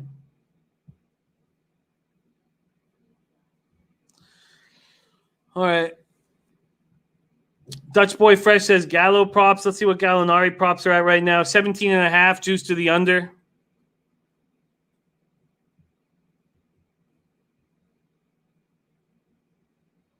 Dylan Turner says Gallo props are low too. Oh, talking about taking a worse number. Okay, sorry. I thought you, okay, Jen. Sorry, I feel you. And I know you're so good about that. I thought you were talking about that I was getting myself into trouble. Ace Purple has CP3 at minus 108 this book. And Dutch Boy Fresh saying Gallo getting 20 plus. Ado says I wouldn't bet on Gallo props, not consistent. He has had some rough games. North Ender ready to roll. Yes. Jenny Tool says, does Schroeder explode today? Yes, Birdie, there's not been a decision. I'm very close to making one. Gio Mercedes says Harden's mad about that. Big Goose says Harden mad because he chokes. Jason Folk says, that crazy Utah-Denver under yesterday give anybody pause? It's the reason why everybody's on the under here. MHB says CP3 only got over his prop in the fourth quarter. But MHB, that's what CP3 does. He scored more crunch time points than anybody in the entire NBA. I feel you, Griffin G.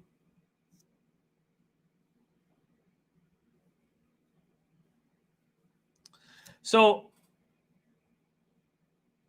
I guess yeah, Dylan Turner, that's my rule too. Azar said CP3 Mr. Fourth quarter. Joaquin Jordan says he's third to Murray. That's not by the stats I have. I have that he led the league in crunch time points, Joaquin. I'm not talking about the playoffs. I'm talking about regular season. Robert Cherry, OKC moneyline over 222.5 and plus 470. I don't think so, Robert Cherry. I mean, I don't know why. I mean, is the plus 180 on the Thunder moneyline not enough? All good, Joaquin. No, don't worry. It's the main thing we want is to give like real information, and sometimes mistakes are made, and you should be called out for it. All right. I think Chris Paul gets over 21.5 points. Dennis Garcia says 4 of the 6 games stayed under the total regulation. I think the Thunder plus 5.5 is worth it. And if the Thunder plus 5.5 cashes, then yeah, Griffin, I was on. Oh no, I wasn't on CP3 props last game. No.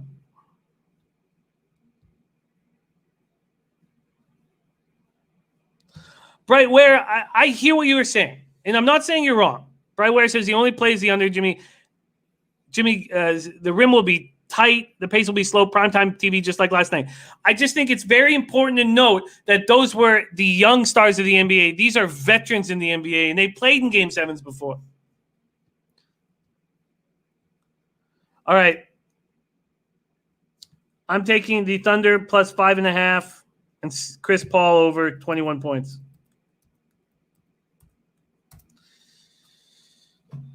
Okay. And Griffin G loving Middleton over 22.5. All right, I'm locked in. All right, I'm on the Heat plus 5.5, the under 220.5 in that game, and then Thunder plus 5.5, Chris Paul over 21. Is it 21.5? Sorry, let me just. Over 21.5. Okay.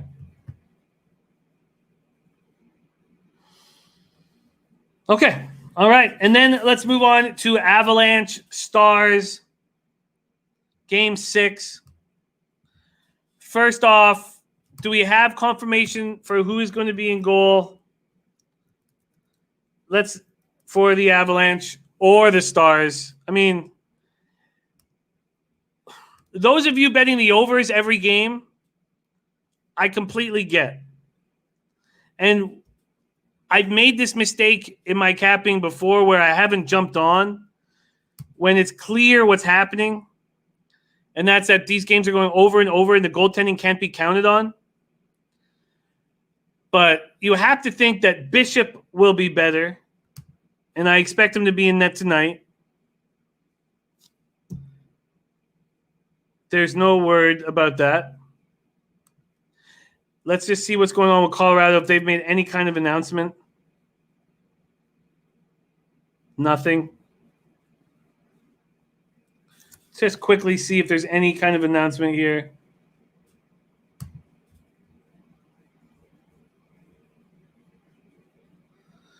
I mean, Hutchinson wasn't bad.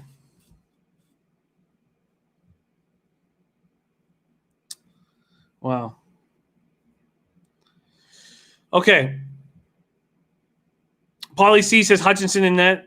Desar says Babano says over 6 again. Of course. As he should. As he should.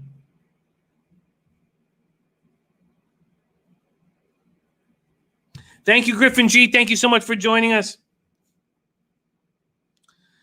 Both power plays are clicking. Both penalty killing looks weak.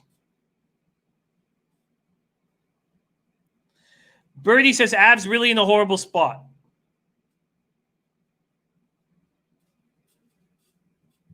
Matt Randall says anyone have Dom Hatzik's number? I bet you Dom could still play. Okay, let's talk about what's happened in this series. The Avalanche and Stars from their number one line. There's an advantage with Colorado. I just think that the McKinnon, Rantanen, Landeskog line is that special compared to the Ben Seguin line, who haven't been bad in the playoffs. And one thing that's worked for Dallas Stars and the Dallas Stars fans is that they're in this hub. You don't have to worry about Ben and Seguin doing whatever it is they do that makes them lose focus during the season and in other playoffs because they're stuck in this hub. Then we look at the other forwards, and the Stars have had their other forwards step up. Little Joe Pavelski's been the best player in the series. We see Rupi Hintz all over the ice. Heiskanen, we'll get into the defense first, but from the Dallas Stars perspective, their second line and third line and fourth line have been outplaying the Avalanche until Burakovsky got hot. We've seen Burakovsky be hot with the Capitals, and he's electric. So we know what we're going to get out of Kadri. Burakovsky starts getting hot, starts knowing he can score, and then Nemesnikov starts scoring. Not quite to the way that Burakovsky is. But when you add a Burakovsky who knows he can score every time he touches the puck to an already dangerous group of forwards, I think the Avalanche are extremely dangerous. So what did the Avalanche also do yesterday? They started playing Girard and Makar together. Because these guys have to play 30-plus minutes a game if they're going to win. Because the Dallas Stars have Heiskanen, who's spectacular. Klingberg has not looked nearly as good. This is Heiskanen's team. But Girard and Makar are that good. With all that being said, I have futures on the Colorado Avalanche. I picked up $230 on them last game. Makes me feel a little better. I had lost the game before, so I'd lost $200, so I basically made that evened up. And I just feel like I will compound my future losses if I bet on the Avalanche here. There's no way I'm betting on the Stars, and I can completely understand why the over 6 is in play. It just keeps happening. They just keep scoring over and over and over. But as we know in series, that doesn't work like that. Robert Allen says Jamie Benn playing good. Seguin playing good. Heiskanen, Oleksiak, great defensive duo. Klingberg shoots more tonight from the point, maybe scores tonight. Radulov playing good too. Clint says, I think we just go on the over and lean to the Stars. I'm not going to go on the over. And this may be just my own emotions and why, I'm not sleeping tonight, but I would rather you guys cash the over and not be on it than come this late to the party. Because I'm late.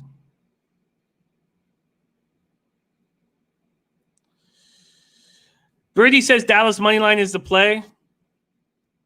It could very well be the play. Steve Priest says 4-3 and over. Jason Folk says take some profits and start stockpiling those Pampers, buddy. Chili Dog Dooley says, as a Sharks fan, I want Pavelski to get a shot finally. Well, they wouldn't be in this situation up in this series if it wasn't for little Joe.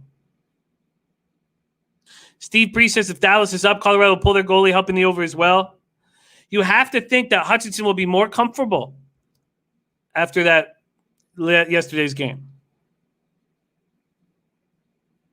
Where are you registered? Let's go. Nowhere. Okay. So I've hit 6 of my last 8 bets in NHL, and I didn't bet yesterday. I should have pulled the trigger on the Flyers. I beat myself up over it. But I'm not making a bet here. I do not want to compound losses by betting on the Avalanche. And I want to cheer on the Avalanche to beat the Stars. And I'm not going to give a pick on the Avalanche just to give a pick that I'm not going to bet.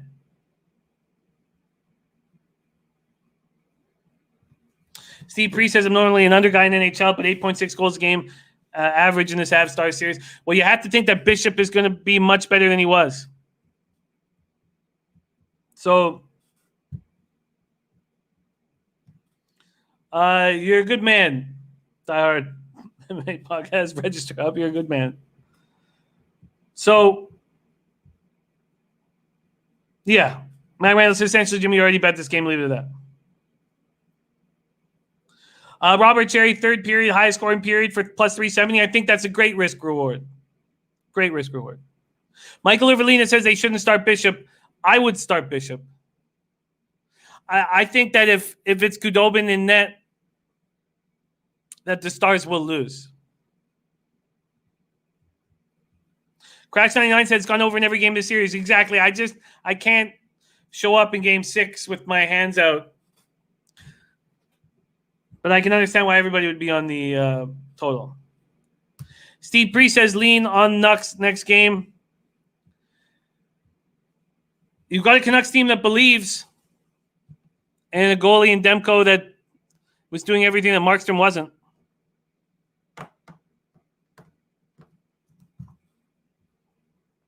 Ulysses says I would start Bishop. He's big enough. I agree. All right, no move for me in NHL. You know I've got my futures on the Avalanche. I'm not just going to give it a play to give it a play. All right, I got 4 moves in NBA. Taking both dogs, Heat plus 5.5 and the under 220.5 there. And then I'm taking the Thunder plus 5.5 and Chris Paul over 21.5. Then in baseball, I'm on Giants Rockies, first 5 under 6.5. Orioles, first 5. Blue Jays, full game.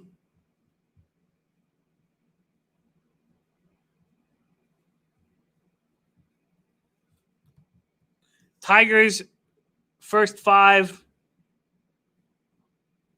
And I've already bet Rangers, Astros over.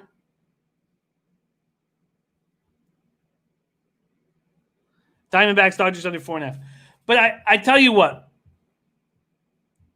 I think the Avalanche are going to come back and win this series.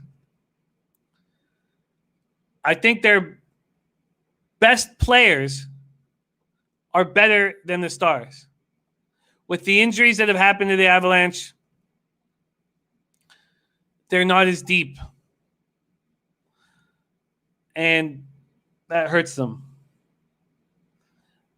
But even with Hutchinson in goal, I think Ben and Seguin will not be there when you need them. Because I've seen it over and over and over again. And who are the Stars that are stepping up? They're little Joe Pavelski and Rupee Hintz. It's not Seguin and Ben. Because you can't count on those guys. Steve Priest says the Avs goalie situation scares me.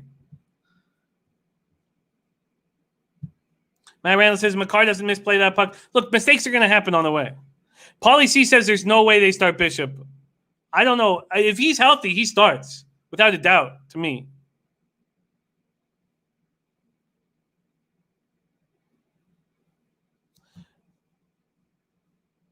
I get it, Azar. I get it. It says thanks for the stars and under.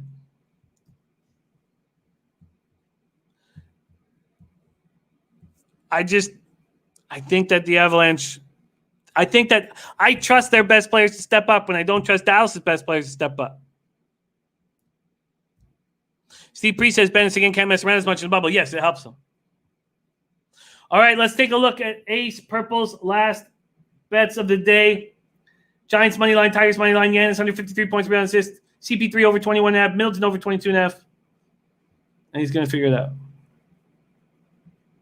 Gin Rummy has the fair line at Stars minus 116. Or sorry, plus 116, halves minus 116. No, Crash. Bishop wants to get back in goal. He wants to prove that was a fluke. If he's incapable of moving from side to side very well, then he shouldn't be in. Richard Holmes says Avs player bets. The problem with these is this: they're expecting McKinnon to do all this, and remember, 14 players were in on those first goals. They got a lot. Let's just quickly look. McKinnon to score anytime plus 125. Yeah, I'm going to multi-goal scores. You're getting 7.5 to 1 for McKinnon.